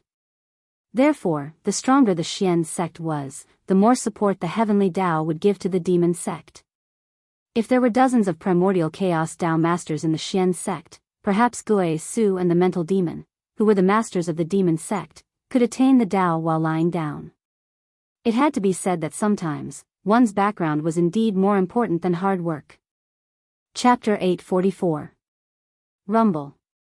After devouring the chaotic real spirit of the seven emotions demonic god, the surface area of the eternal demon abyss expanded again and the void became more stable. Vaguely, it became more solid. Looking at the performance of the eternal demon abyss, Feng Zichen could not help but feel that the eternal demon abyss could be born without summoning the 9 chaos demon gods. He had overestimated the eternal demon abyss. Thinking of this, Feng Zichen raised the Hongmeng Daozhong and was about to activate the Hongmeng Qi to cleanse the void. Beside him, the inner demon seemed to have sensed something and suddenly entered a state of enlightenment. Feng Zichen thought about it and felt relieved. The inner demon walked the Tao of 7 emotions and 6 desires. Whether it was the chaotic real spirit of the 7 emotions demonic god or the chaotic real spirit of the 6 desires demonic god, they were all great supplements for the inner demon. Now, the eternal demon abyss had devoured the real spirits of the 2 chaos demon gods. While its origin had increased greatly, it was also replenishing its master. The inner demon was replenished by the eternal demon abyss and suddenly obtained many mysteries of the Tao of 7 emotions and 6 desires. It was normal for it to enter a state of enlightenment. The Tao of the chaos demon gods was the inheritance of the great Tao. It was far more mysterious than the Khanate Tao in the untainted world. It was a method that pointed directly to eternity. If the inner demon could comprehend some of it, it would undoubtedly have a greater chance of becoming a Tao of origin chaos. After this, the inner demon's time to become a Tao would be shortened by at least millions of years. Feng Zichen secretly cast a divine skill to send the inner demon aside. He continued to activate the Hongmeng Daozhong and cleanse the void with the Hongmeng Qi to cleanse the void of all auras of the chaos demon gods. After doing all this, Feng Zichen's eyes moved and the demonic sage-to-be immediately took action. He silently walked to the next Khanate devil's fetus and began to repeat the previous actions. As Feng Zichen continued to scheme against the other chaos demon gods, the 6 desires demon god, who had suffered a great loss in the realm sea, woke up from his seclusion in a huff. The monstrous flames of fury seemed to have materialized as they surged out from the god of 6 desires' body and engulfed everything. Everything around him was burned to ashes. Damned reptile, I will not let you off. After venting his anger for a while, the 6 desires demon god seemed to have thought of something. He hurriedly released a strand of divine consciousness and rushed toward the greater thousand world next door. That was the great thousand world where his elder brother, the 7 emotions demonic god, was. The 6 desires demonic god was in such a hurry because he wanted to remind the 7 emotions demonic god not to fall into that little thief's trap. It was already bad enough that he had been set up. If both of them were to be set up at the same time, that would be unbearable. Brother, if someone summons your true spirit to reincarnate into the untainted land, don't respond. That's a trick of the thief. He's targeting our chaotic true spirits. Before he arrived, the voice of the 6 desires demon god could be heard from afar. However, what answered him was the furious voice of the 7 emotions demonic god. Ah, damned thief, I want you to die. It's too late. The six desires demon god slapped his forehead and said helplessly. Obviously, his reminder was too late. The seven emotions demonic god had already fallen into Feng Zichen's trap. Sigh. The six desires demon god sighed and walked forward helplessly. He wanted to persuade his elder brother to calm down for the time being. That was because even if they were angry, it was useless. At this moment, they could not enter the untainted land at all. Since they could not enter the untainted land, they could not do anything to Feng Zichen.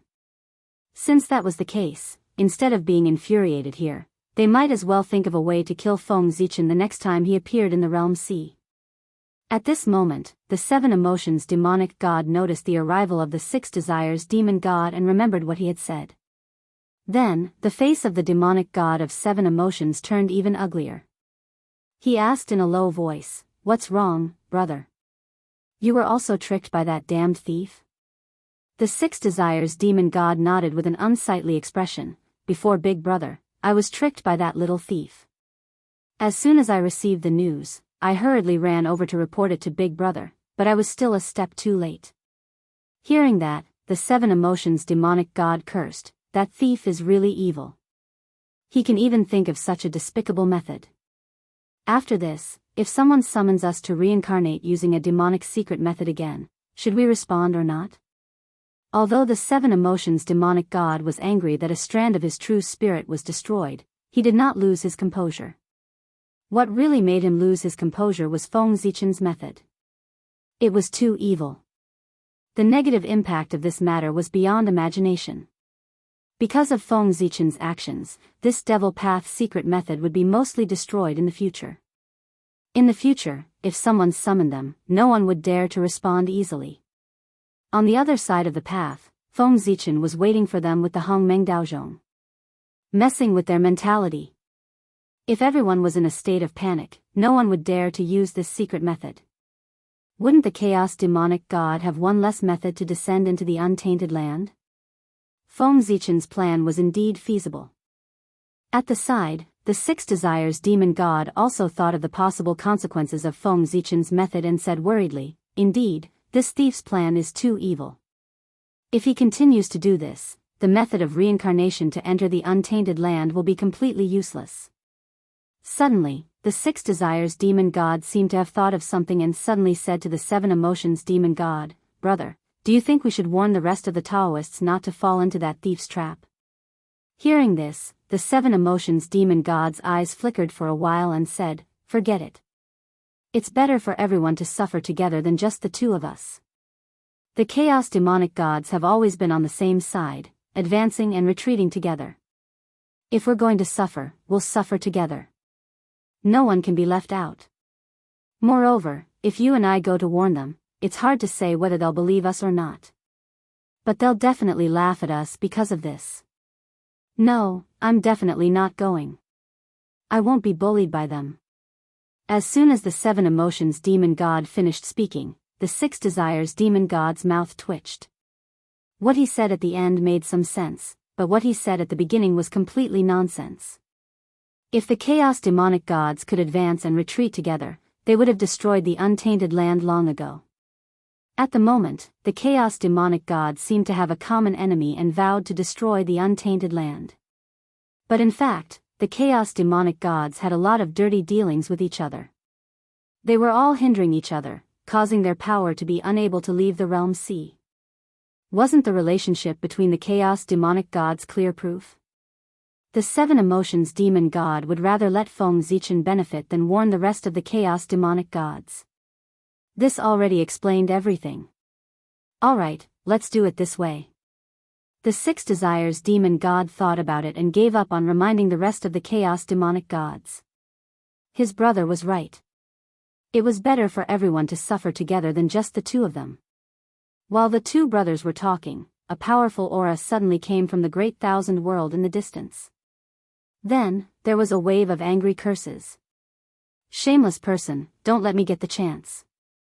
Otherwise, I'll refine you into a magic weapon."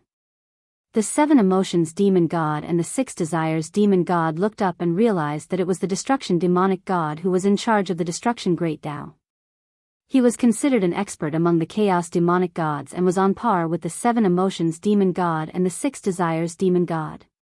Seeing this familiar scene, the 7 emotions demon god and the 6 desires demon god looked at each other.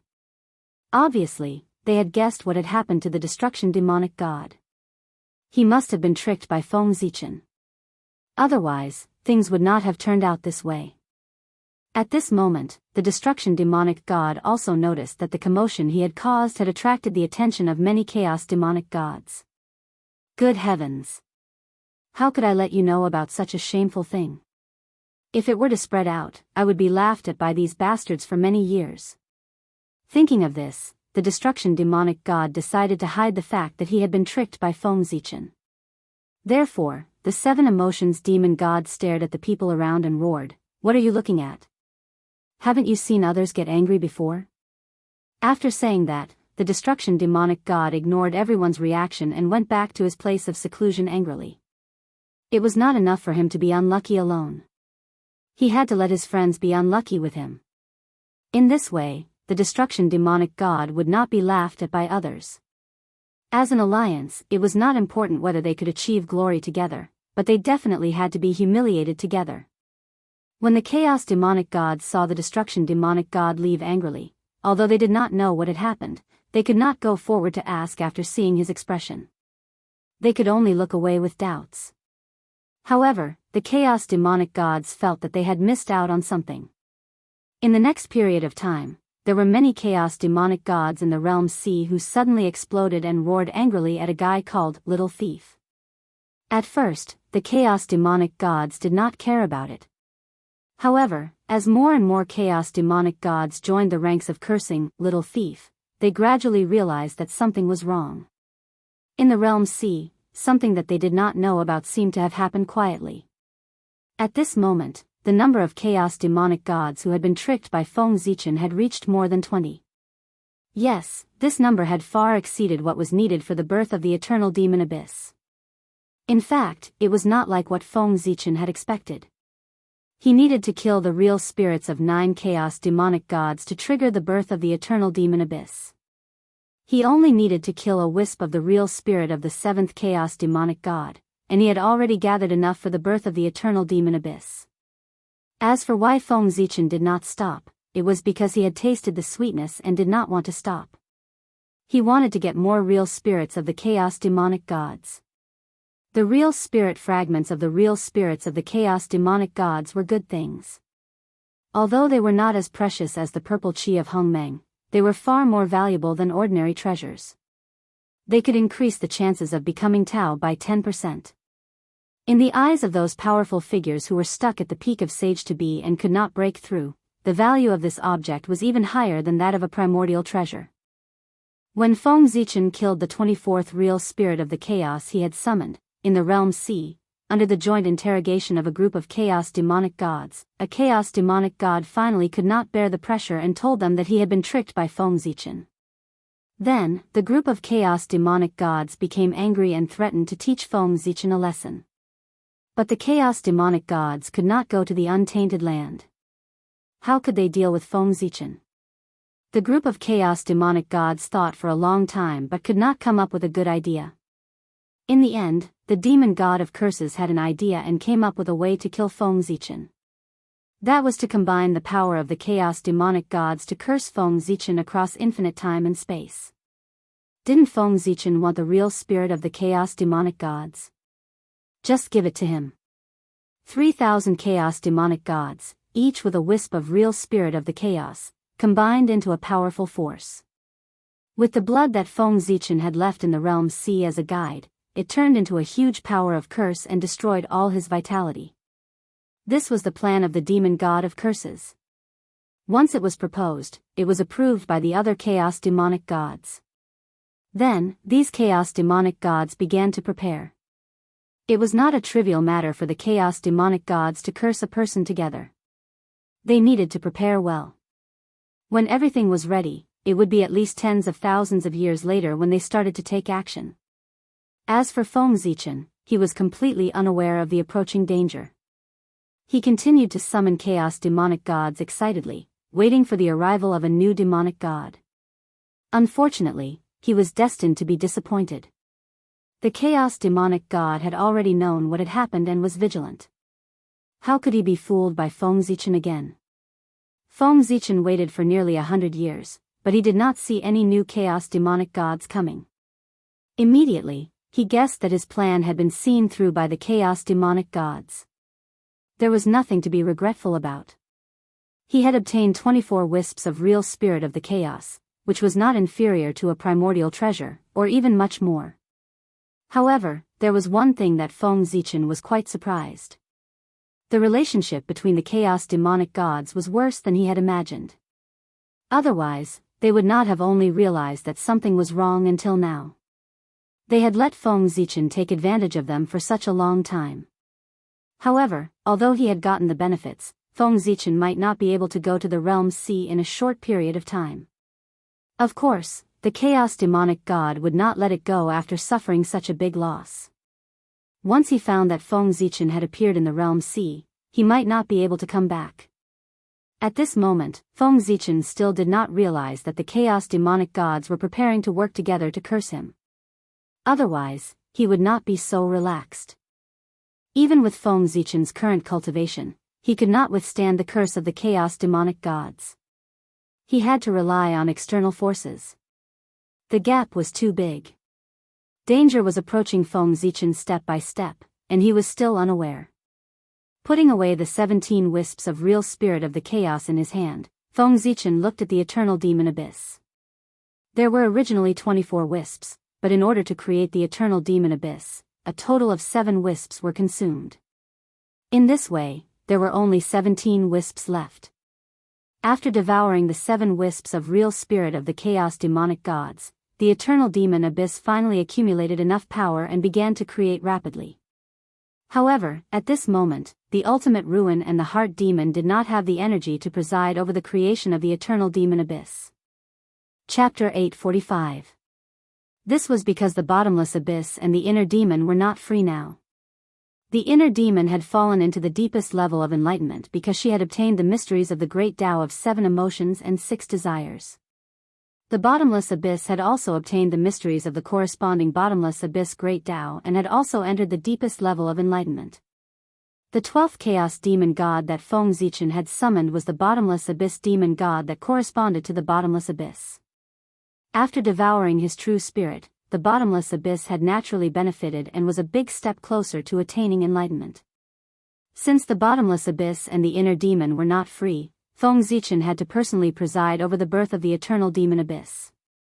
However, while he could preside over the birth of the eternal demon abyss, he could not use the identity of Great Emperor Ziwei. Otherwise, it would definitely cause endless storms in the future. Thinking of this, Feng Zichen transformed into the bottomless abyss and used all kinds of mysterious demon Dao skills to preside over the birth of the eternal demon abyss.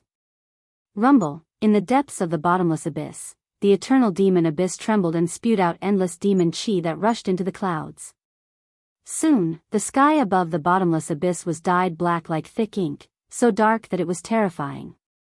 At this time, the living beings near the bottomless abyss were all terrified when they saw this scene and instinctively fled into the distance, wanting to get away from this place. Whoosh! In the next moment, a bright demonic light rose, connecting heaven and earth, towering between heaven and earth. However, this demonic light came and went quickly. As soon as it appeared, it quickly retracted and disappeared from the world. The people who noticed this strange scene thought that their eyes were playing tricks on them and did not take it to heart. The Taoist priests and the great masters of the 3 realms were all immersed in the mysteries of the great Tao at this moment and did not have the time to pay attention to the matters of the 3 realms. Just like that, this strange scene passed. And thus, the eternal demon abyss was completely born. At this moment, in the depths of the bottomless abyss, Feng Zichen also had a look of astonishment on his face. He did not expect the birth of the eternal demon abyss to be completely different from what he had expected. There was no strange phenomenon at all, just a demonic light that reached the heavens and earth flashed by, and a demon Dao holy land that was comparable to Kunlun Mountain was born just like that. The demon abyss has a spirit. Seeing this scene, Feng Zichen could not help but sigh. The eternal demon Abyss also knew that the demonic Tao was in an extremely precarious situation in the three realms. Then, instinctively, he restrained all the accompanying phenomena when he was born, so as not to cause too much of a commotion and attract the attention of the celestial sect of wonders. The eternal demon Abyss was born in such a low-key manner, saving Feng Zichen a great deal of trouble. Immediately after, Feng Zichen stretched out both hands, one hand circulating the power of Ruin's End, the other hand circulating the power of heart demons. At the same time, he used a supreme ability to conceal all the secrets of the eternal demon Abyss birth. Feng Zichen could not use his identity as Great Emperor Ziwei to conceal the secrets of heaven. He could only use the power of the ultimate and the inner demon to do so. Although it was very difficult for the ultimate Ruin and the inner demon to block the saints' prying, it was still very difficult for them to do so. However, the eternal demon Abyss was extraordinary to begin with, and it naturally possessed the ability to conceal the mysteries of heaven. Coupled with the power of the inner demon and Ruin's End, it was not difficult to temporarily block the deductions of the saints. Moreover, the decline of the demonic Tao was supported by the heavenly Tao. Even someone as strong as the saints would find it difficult to calculate the information about the eternal demon Abyss under the interference of the heavenly Tao. It was a pity that the eternal demon Abyss was only the holy land of the demonic Tao, not the ancestral court of the demonic Tao. Otherwise, the luck of the eternal demon Abyss would be even stronger, and it would not need to rely on external forces to block the prying of the saints. As for why the demonic Tao ancestral court was there, it was naturally because of the Western sect's ancestral court, Mount Meru. Sigh. The two sects shared the same ancestral court. It was difficult for them to coexist. No wonder the demonic Tao and the Western sect became mortal enemies. However, even so, with the support of various powers, the news of the birth of the eternal demon Abyss should be able to be concealed for millions of years. Millions of years was not short. It was enough to do many things. Rumble. While Feng Zichen was lost in thought, another change occurred in the eternal demon Abyss. In the depths of the eternal demon Abyss, the 9 innate devils' fetus shone brightly. Endless demonic chi swirled around them, exuding a powerful innate demonic might. Seeing this, Feng Zichen's heart skipped a beat. The innate demon gods nurtured within these 9 innate devils' fetus were about to be born. That was right, these 9 innate devils' fetus were born from the eternal demon Abyss. Now that the eternal demon Abyss had been born, they were nourished by the demonic Abyss origin, rapidly evolving and maturing. This was a very normal thing. Rumble. In the surging demonic chi, the first innate devil's fetus was born. Among the 9 innate devil's fetus, the middle devil's fetus suddenly bloomed like a lotus. The lotus was pitch black and shrouded in demonic chi. It had 1,000 leaves, each of which bore natural demonic patterns that formed a mysterious and eerie pattern. This was the Khanate spirit treasure, the 1,000-leaf demonic lotus. It contained 34 Khanate divine restrictions and was a superior Khanate spirit treasure. Since it was born with a superior Khanate spirit treasure, it meant that the innate demon god that was about to be born was a top Khanate demon god. Rumble. The moment the lotus fully bloomed, a tall and sturdy figure dressed in black appeared before Feng Zichen. Purple hair draped over his shoulders, and a haughty look in his eyes. Nameless, Yuan. The innate demon god instinctively called out his divine name as soon as he was born. Yuan. As in the eternal demon Abyss. This was the first innate demon god born in the eternal demon Abyss, born from the destiny of the eternal demon Abyss. He was an innate seed of the demonic Tao, a future supreme overlord of the demonic gate, capable of ruling over 3 generations. That was if he didn't die. The first master of the demonic sect was demon ancestor Rahu, who'd single-handedly created the demonic Tao and demonic sect. The second master of the demonic sect was Sinkhole and inner demon. He'd redefined the demonic Tao and established a sacred land of demonic Tao. As for the third master of the demonic sect, that should be Yuan. As for his accomplishments, if nothing unexpected happened, he'd lead the demonic sect to prominence and overshadow the mystic sect in one fell swoop. Obviously, this was impossible to do.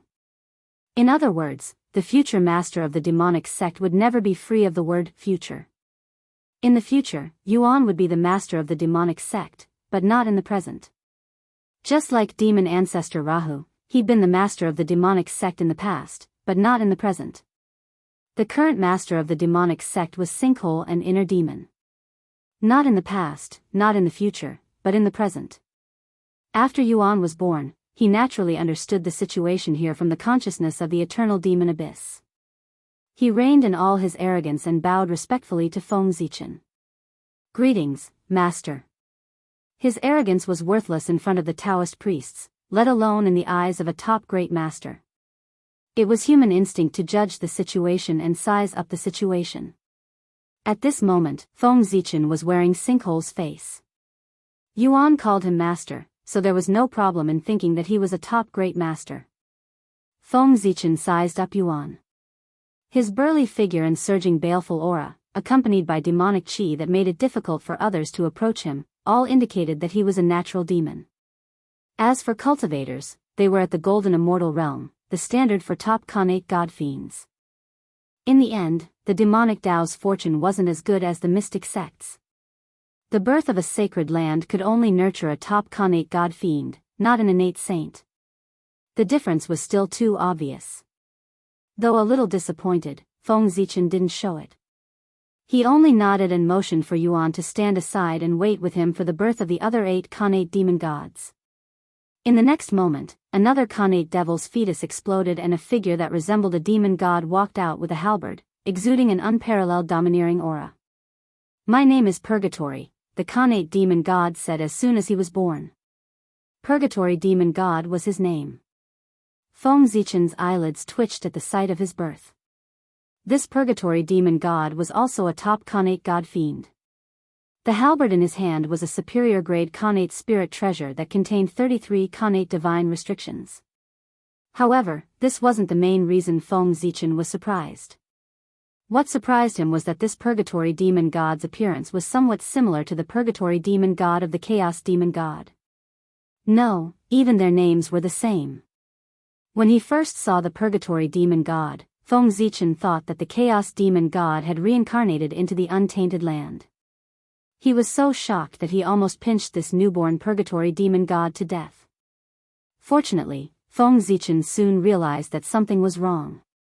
Although their names were the same and their appearances were somewhat similar, the Purgatory demon god in front of him wasn't the Chaos demon god.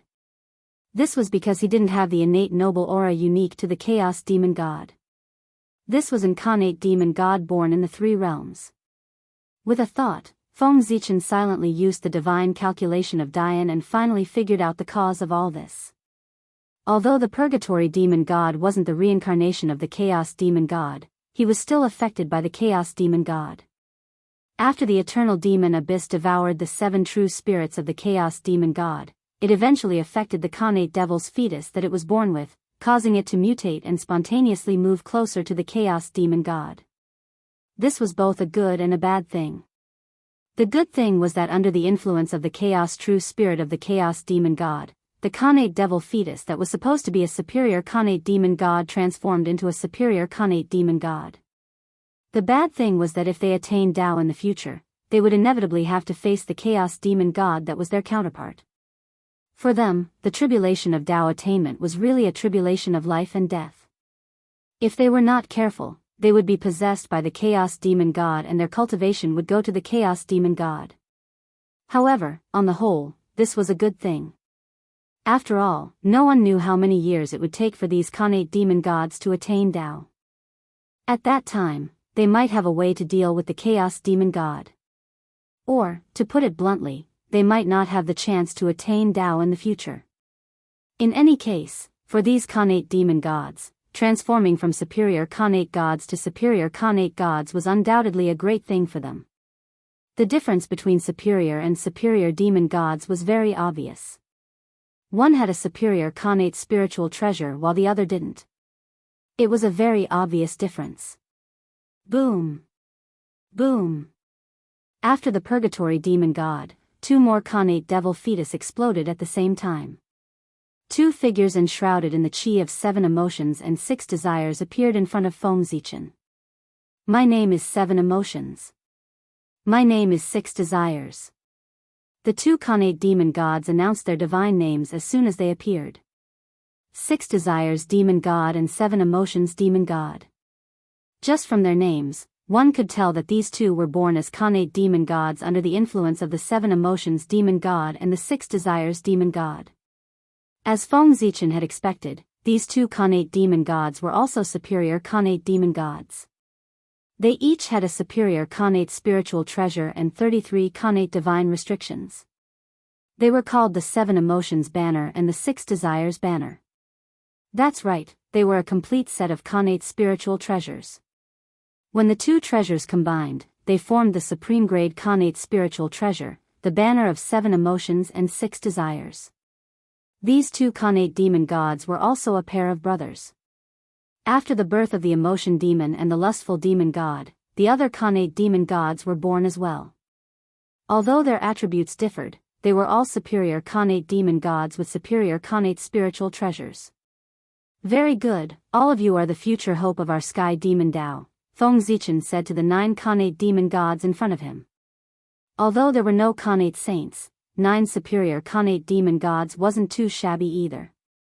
Once they matured, the sky demon Dao would have some foundation and wouldn't need the sect head to personally attend to every matter. Moreover, the power of the chaos demon god's true spirit hadn't been completely refined after the birth of the eternal demon abyss. Once it was completely refined, a new batch of Khanate devil fetus would be born. Perhaps there would even be Khanate saints among them. Feng Zichen's mind was filled with thoughts, but he did not show it on his face. He just said to them, although you are extraordinary, you were born too late and missed the opportunity to listen to the lectures of the top 10 cultivators. Compared to the Khanate gods of the 3 realms, all of you lack some foundation. When you meet them in the future, it will be difficult for you to compete with them. The 9 demon gods immediately panicked at Feng Zichen's words. They bowed to Feng Zichen and said, "Please teach us." Even though they'd just been born, they knew from their heritage that the Khanate gods of the 3 realms were their future opponents. Now that they'd learned from Feng Zichen that they were inferior to them, how could they not panic?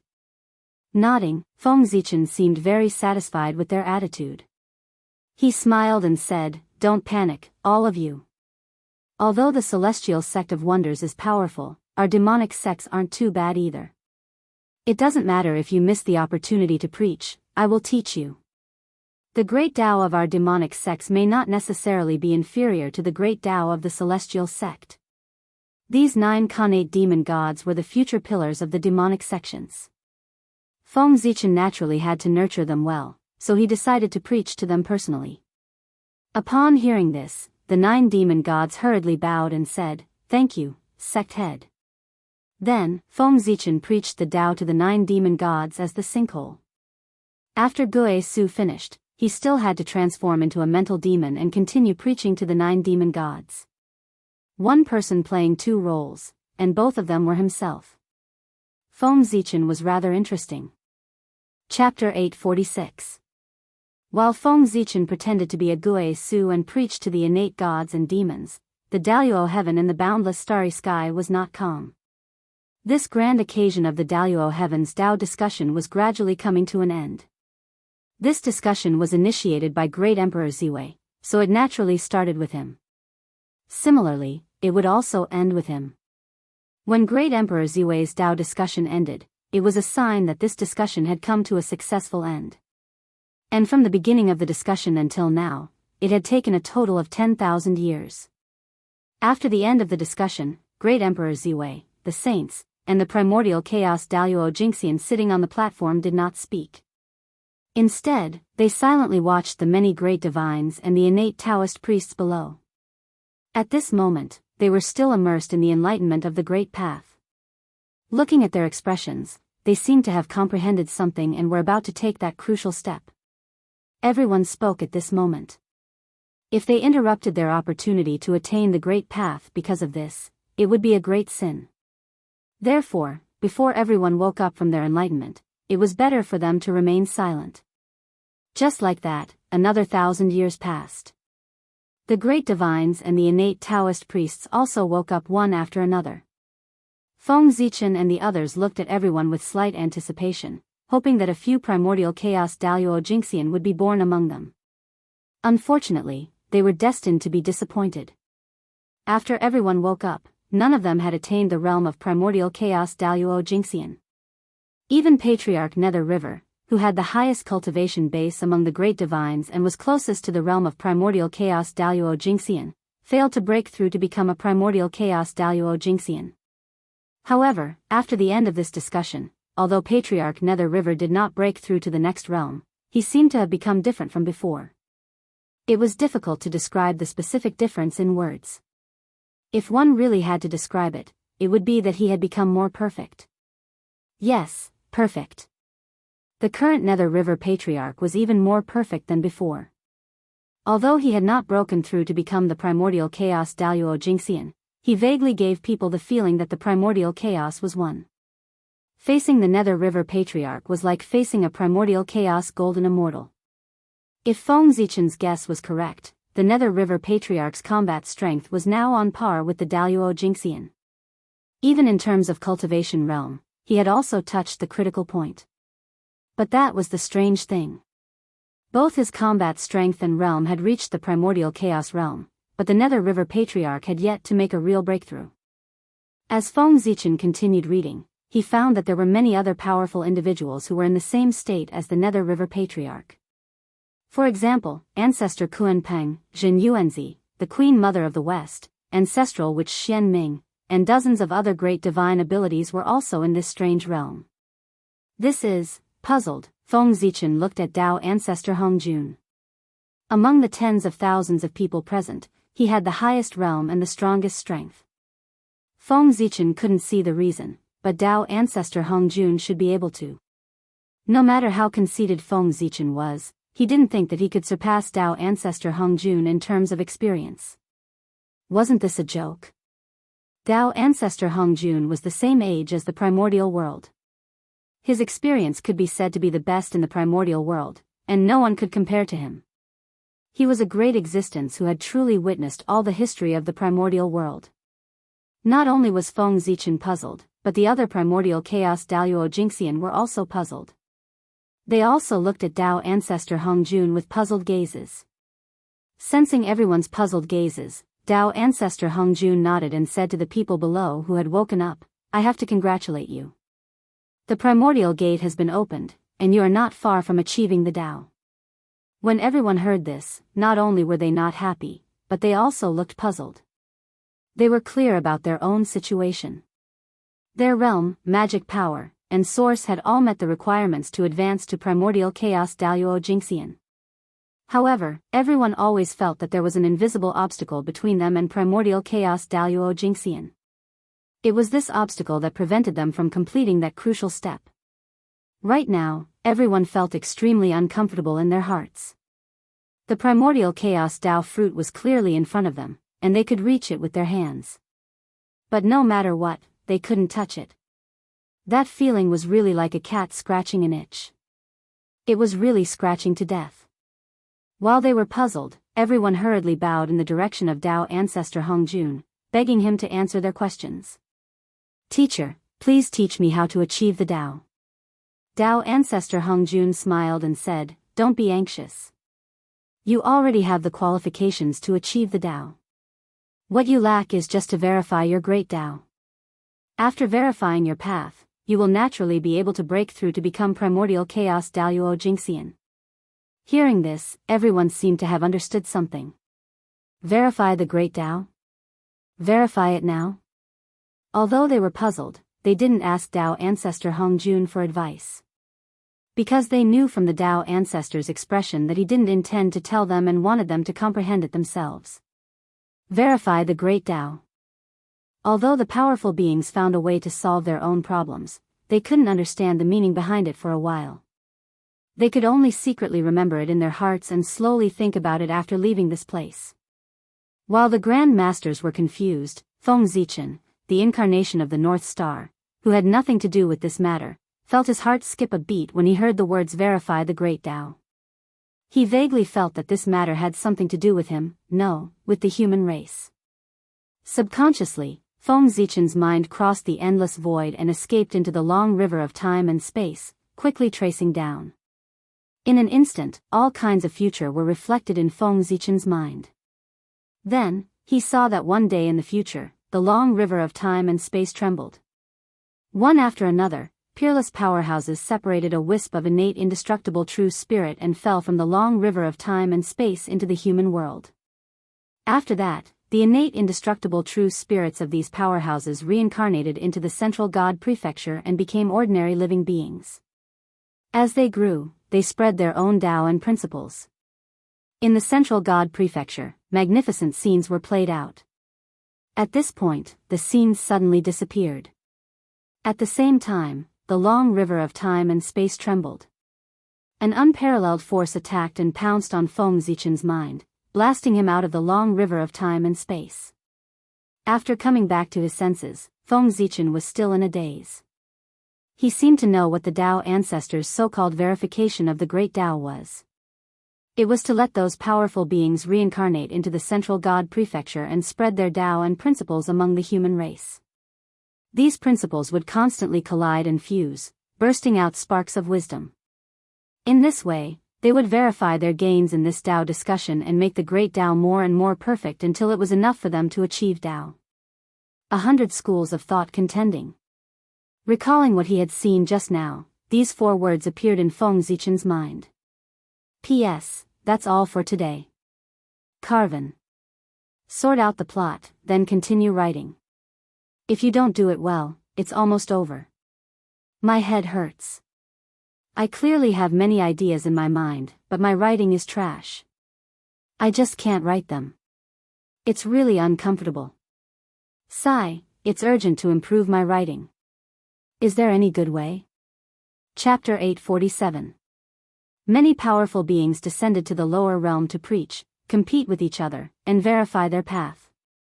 It was very similar to the time when 100 schools of thought contended in Feng Zichen's previous life. It couldn't be wrong.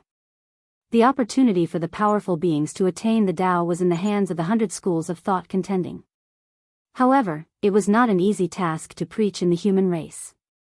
Thinking of this, Feng Zichen's expression could not help but become playful. With so many powerful beings wanting to enter the human race to preach, it would definitely bring the human race's civilization one step closer. However, if they wanted to enter the human race to preach, they had to ask for Feng Zichen's permission. Of course, Feng Zichen would not refuse, nor could he refuse. That was because there were too many powerful beings who wanted to reincarnate into the human race. Feng Zichen did not dare to refuse. These powerful beings were not ordinary powerful beings, but powerful beings whose combat strength was comparable to primordial chaos Daluo Jingxian. If they joined forces, their strength was enough to turn the world upside down. Even Feng Zichen might not be able to resist them with the strength of the entire human race. These powerful beings were too powerful. Moreover, they reincarnated into the human race in order to attain the Tao. Anyone who dared to stop them would be their mortal enemy. The enmity of those who blocked the Tao would not rest until they were dead. Feng Zichen did not dare to stop them from reincarnating into the human race. Even if he could defeat them, he did not dare to.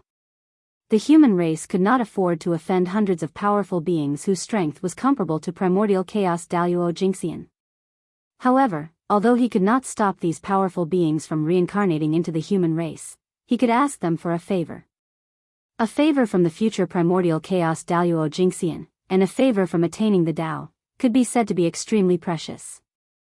At the very least, he could unconditionally ask them to do their best for the human race once. If the powerful beings entered the human race, they would owe Feng Zichen a favor. If they preached in the human race, they could increase the strength of the human race. Feng Zichen's deal was too worth it. Thinking of this, Feng Zichen could not help but laugh in his heart. After Tao ancestor Hongjun finished speaking, Great Emperor Ziwei, who was the owner of this place, said slowly, "Fellow Taoists, the Daluo heavenly discourse has ended. From what I can see, everyone has gained a lot." All of them hurriedly replied in unison when they heard this. "We did indeed gain a great deal. At the very least, the Tao discussion this time has saved us countless years of bitter cultivation, and it even allowed us to comprehend our path towards the Tao." It's no different than an extraordinarily great fortune. Seeing that everyone had gained something, Great Emperor Ziwei nodded in satisfaction and said, "Since everyone has gained something, it means that this sparring session was undoubtedly a success. If that's the case, why don't we continue with the Tao discussion as usual? What do you all think?" Everyone agreed, so they replied, "Emperor, you're right. I wonder how often will the Tao discussion be held?" The Tai Tao Lord, Daluo Jingxian, and the others who had rushed here to listen really wanted to roar in their hearts when they heard the questions of the great magics. It was held once every 100,000 years. To them, the shorter the time between the Tao discussion, the better. This was because they wouldn't gain much from a single Tao discussion due to their low cultivation levels. It would be great if they could listen to it a few more times. However, 100,000 years was still too short for most of the Khanate Taoist priests and the great magics. Therefore, Great Emperor Ziwei thought for a moment and said, "Why don't we hold it once every million years? What do you all think?" Everyone thought for a moment and replied, "All right." Obviously, they agreed with Great Emperor Ziwei's suggestion. As for the opinions of the Tai Tao Lord and Daluo Jingxian, these Khanate Taoist priests didn't care. Seeing that no one objected, Great Emperor Ziwei smiled and said, "All right, since that's the case, I'll see you again in a million years." With that, the exit of the Daluo heavens opened again. When everyone saw this, they bade farewell to Great Emperor Ziwei and left one after another. They still had to go back into seclusion to organize their recent gains. Great Emperor North Star also hurriedly returned to the human race. He had to go back and wait for those great magics who were eager to attain the Tao to come to him. When they understood the words of the Tao ancestor, they would naturally come to see Feng Zichen. Then, it would be time for him to slaughter them. After everyone left, the 3,000 Khanate Taoist priests of the Daluo heavens also took their leave. They went back into seclusion to organize their gains from the Tao discussion. For a time, Great Emperor Ziwei actually had nothing to do. However, it didn't matter. He was just an incarnation. He only needed to pretend to be his original body. Just like that, 3,000 years had passed. On this day, at the bottom of the ultimate, in the eternal demon abyss, the ultimate and inner demon, who had been in seclusion for thousands of years, finally woke up one after another. The two of them had obviously gained a lot from this seclusion. His cultivation level had risen from the sage to be great perfection to the half-step primordial chaos Daluo Jingxian. He had finally taken that crucial half-step and truly become a top-tier great magician. Now that the ultimate and inner demon had awakened, there was no need for Feng Zichen to pretend to be them and preach to the 9 Khanate demon gods. Feng Zichen quietly switched identities with the ultimate. When no one was paying attention, he left the eternal demon abyss and returned to the boundless starry sky. This time, Feng Zichen planned to go into seclusion for a period of time. It wasn't that he didn't gain anything from this Tao discussion. Everyone had to organize their gains, and he was no exception. However, halfway through his journey, Feng Zichen suddenly felt his heart palpitate, as if some danger was about to befall him. Not good. Danger. Immediately, Feng Zichen knew that there was a danger that he didn't know of that was quietly attacking him. With his cultivation level, he would never have an illusion. Since he felt his heart palpitate, it meant that danger was coming, and this danger was enough to threaten his life. That was strange. With Feng Zichen's current cultivation at the 9th heavenly layer of chaos primordial chaos, there were no more than 2 or 3 people in the wilderness who could defeat him. There was no one who could kill him at all. What kind of danger could it be that could make him feel his life was in danger? Feng Zichen was very curious about this, but he couldn't figure it out after thinking for a long time. Just like that, Feng Zichen returned to the boundless starry sky with doubts in his heart. As soon as he stepped into the boundless starry sky, Feng Zichen's sense of danger and discomfort disappeared without a trace. Seeing this, Feng Zichen blinked imperceptibly. Once he entered the boundless starry sky, the sense of danger was no longer a threat to him, which meant that with the support of the boundless starry sky, the danger was no longer a threat to him. Thinking of this, it was quite interesting. It was strange that there was a power in the wilderness that could threaten an expert at the 9th heavenly layer of chaos primordial chaos. Thinking of this, Feng Zichen simply gave up sorting out his recent gains. Instead, he used his magic skills to explore where the power that made him feel his heart palpitate came from. However, Feng Zichen spent thousands of years combing through the entire three realms, but he still didn't find any information about the power that made him feel his heart palpitate. By this time, Feng Zichen had already faintly understood that the power that made him feel threatened should not come from the three realms, but from outside the three realms. Outside the three realms, who could it be? Soon, Feng Zichen found his target. Outside the three realms, who else could it be but the Chaos Demon God who had a grudge against him? In this way, the power that made him feel threatened should come from the Chaos Demon God. He just didn't know how the Chaos Demon God would deal with him. As Feng Zichen thought about it, the palpitations that made him uncomfortable resurfaced. Oh no! At first, he was stunned, and then Feng Zichen's face completely changed. Even in the boundless starry sky, he could feel his heart palpitate. What did this mean? It meant that the impending danger might not be able to withstand even the boundless starry sky. Thinking of this, Feng Zichen's face became more and more gloomy. This is troublesome. The Chaos Demon God has been forced into a corner this time, and he's going to do something for real. At this time, Feng Zichen had almost guessed the reason why the Chaos Demon God attacked him. It was most likely that he had been schemed against by him many times, and the anger in his heart could no longer be contained, so he decided to use his base to kill him. Although Feng Zichen did not know how the Chaos Demon Celestial was going to deal with him, he could roughly guess that the Chaos Demon Celestial was going to use unimaginable means to deal with him from the fear in his heart. Feng Zichen had underestimated the Chaos Demon God. If he had known that the Chaos Demon God had such means, Feng Zichen would not have been so ruthless when he schemed against the Chaos Demon God. However, it was useless to regret now. The Chaos Demon God had made up his mind to kill him, and Feng Zichen had to deal with him accordingly. Now, the first thing to do was to strengthen his defense as much as possible. Secondly, he had to figure out how the Chaos Demon God was going to deal with him. Only by figuring out the means of the Chaos Demon God could Feng Zichen formulate a suitable means of defense and prepare for the next stage of the plan. Rumble. Feng Zichen's heart stirred, and the boundless starry sky suddenly shone brightly. The galaxy of universal light formation quietly operated, and the mighty galaxy surged in the starry sky, and the bright universal light kept flashing in the starry sky.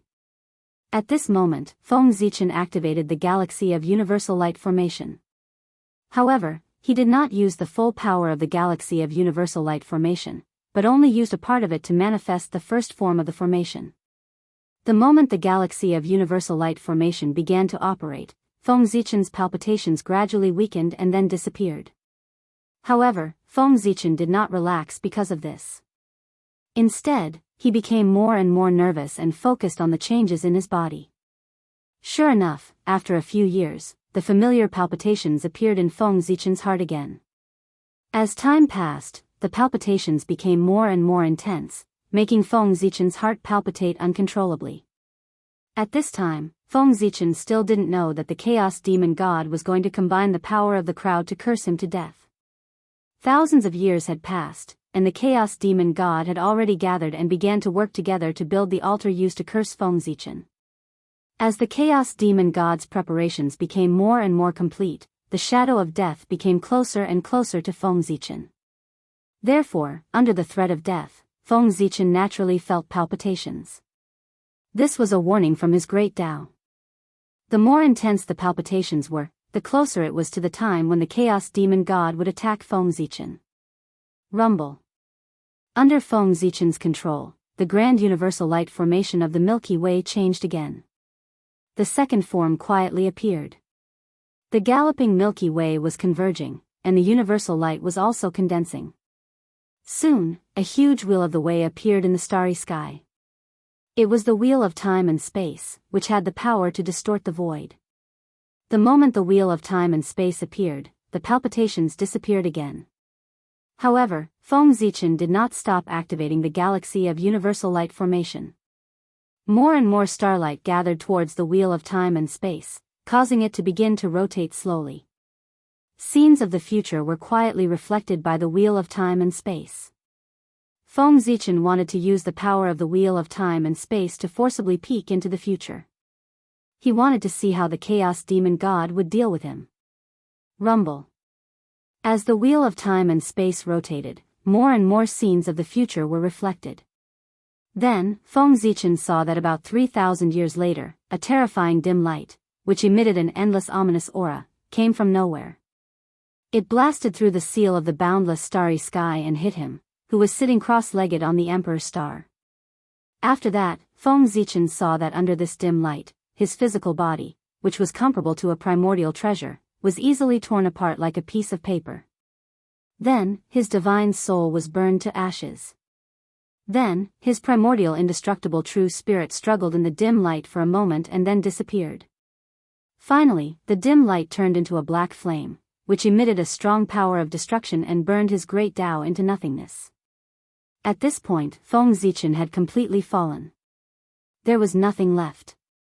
Even if he wanted to be resurrected, it would be many years later. Rumble.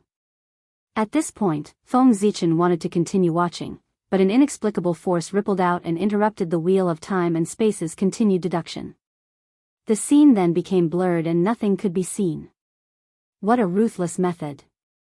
Seeing this scene about the future, Feng Zichen could not help but feel a chill in his heart. The Chaos Demon God was really too ruthless. Although he did not know what the dim light was, he knew that it was especially terrifying from the consequences it caused. Feng Zichen, a master of the ninth heaven of Hunyuan, only held on for a moment under the dim light before he was completely burned into nothingness. Its power was frightening. It had definitely surpassed the category of Hunyuan and reached the level of Daluo Jingxian, the peak of it. It might even surpass Daluo Jingxian.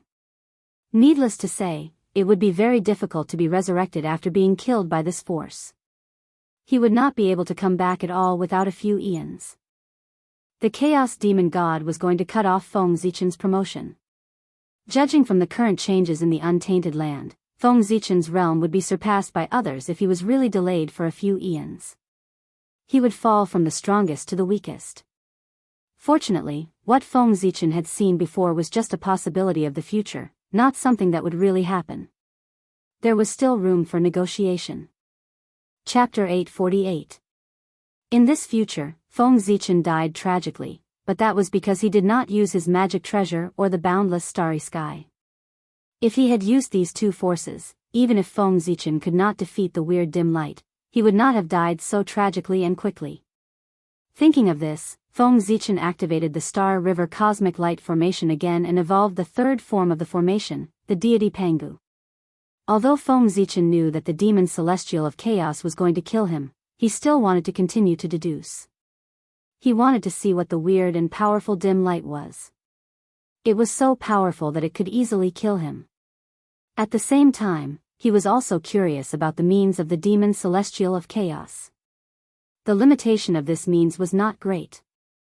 If it was not great, the untainted land would be almost finished. Today, the demon celestial of chaos could attack Feng Zichen with this means.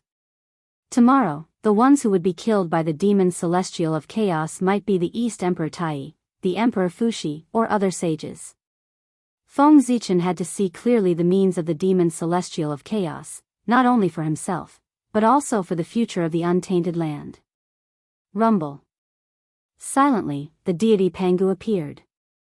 The power that was comparable to that of the Wuji Daluo Jingxian was added to Feng Zichen, forcibly raising his realm to the Wuji Tao realm. Unfortunately, even though he was at the level of the Wuji Daluo Jingxian, Feng Zichen still could not figure out the plan of the demon celestial of chaos. After all, the demon celestial of chaos was really too powerful. At this point, Feng Zichen still did not give up.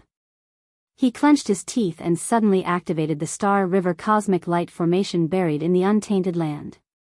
Together with the big formation in the starry sky, they operated together. Silently, a huge change occurred in the three dimensions. A dignified Pangu Dharma idol stood silently in the primeval world. It was neither happy nor sad, as if it was eternal and indestructible. This was Feng Zichen's biggest base and also his invincible means in the untainted land. It was the Pangu Dharma form formed by combining the power of the entire untainted land. Previously, this Pangu Dharma power had at least the full power of the Wuji Daluo Jingxian. Now, with the promotion of the untainted land, his power had truly surpassed the level of Daluo Jingxian and reached the legendary realm that only the Chaos Demon God could reach, the ultimate realm of creation. As for the specific levels, Feng Zichen did not know because he was not very familiar with this realm. He only knew the name, but he had no idea what kind of power it held. The moment Pangu Dharma idol appeared, Tao ancestor Hung Jun seemed to have sensed something. He suddenly opened his eyes and looked inside and outside the three dimensions. After looking for a long time, he still did not find anything. In the end, Tao ancestor Hung Jun shook his head in amusement and retracted his gaze. The inexplicable throbbing just now should be his illusion. Even Feng Zichen, who was at the ninth heaven of Hunyuan, would not have an illusion, let alone Tao ancestor Hung Jun, who was already at the level of Daluo Jingxian. At his level of strength, he would not have an illusion at all. However, not only did Tao ancestor Hung Jun think so, but he also firmly believed it. Feng Zichen did not know about this. Otherwise, he would definitely be amazed by the power of the creation realm. The reason why Tao ancestor Hung Jun had such thoughts was naturally that Pangu Dharma idol had distorted his cognition. This was the power of the ultimate realm of creation. With a thought, he could create and destroy all things. With a thought, he could distort everything. With the addition of the power of the ultimate realm of creation, Feng Zichen instantly felt that he was different. It was as if with a thought, he could control everything in the world and change everything in the world. Subconsciously, a thought appeared in Feng Zichen's mind. That was, all his enemies would die. Rumble. The moment this thought appeared, an unimaginable and incomprehensible power suddenly spread out between heaven and earth. In front of this power, the great Tao was distorted. Heaven and earth stopped operating. Everything became indescribable and incomprehensible. Under this power, even the great Tao that Chaos Daluo Jingxian had painstakingly maintained was distorted. All concepts were becoming chaotic. They suddenly could not understand the great Tao that they cultivated. They lost all their divine abilities and became no different from ordinary immortals. And this was the power of the ultimate realm of creation. In an instant, it could beat the high and mighty primordial Chaos Daluo Jingxian into the mortal world. Terrifying, unimaginable, incomprehensible. It was also at this moment that those who were enemies of Feng Zichen, such as the Eastern Emperor Tai, the two saints of the West, the primordial Lord of Heaven, and the others, suddenly felt a sense of impending doom. It was as if they were about to die. However, this feeling came and went quickly. Before they could be shocked, this feeling of impending doom disappeared without a trace. Did Feng Zichen change his mind? Yes. But this was definitely not his intention. It was not that he wanted to let these people go, but he had to give up. Just as Feng Zichen had this thought, a powerful shadow of death suddenly attacked. In an instant, it filled his heart. Danger, an unprecedented danger. Then, he saw a ray of dazzling axe light. It came from nowhere, and he did not know where it was located. It was suspended above his head, flashing constantly. It was Pangu's axe light. Feng Zichen recognized it. Looking at this axe light, Feng Zichen naturally knew the meaning of its appearance. As long as he dared to have this thought, this Pangu's axe light would chop down and kill him before he could kill the primordial Lord of Heaven and the others. It could be said that this was the closest Feng Zichen had been to death. Then, he was terrified and put away the thought in his heart that he should not have. What a pity. He was almost able to finish the book. No, he was almost able to wipe out all the enemies and sweep through the entire untainted land. At this moment, Feng Zichen really hoped that Pangu did not exist. Putting away the thoughts that he should not have, Feng Zichen focused his attention on proper business. Thinking about it, with the power of the ultimate realm of creation, he should be able to deduce the plan of the Chaos Demon God. Thinking of this, Feng Zichen suddenly felt a tearing pain coming from his body. Looking down, Feng Zichen discovered that his powerful physical body, which was comparable to a primordial treasure, was collapsing continuously. In an instant, Feng Zichen understood everything. It must be that the power of the ultimate realm of creation was too strong, and his physical body could not bear it at all. This caused this scene to happen.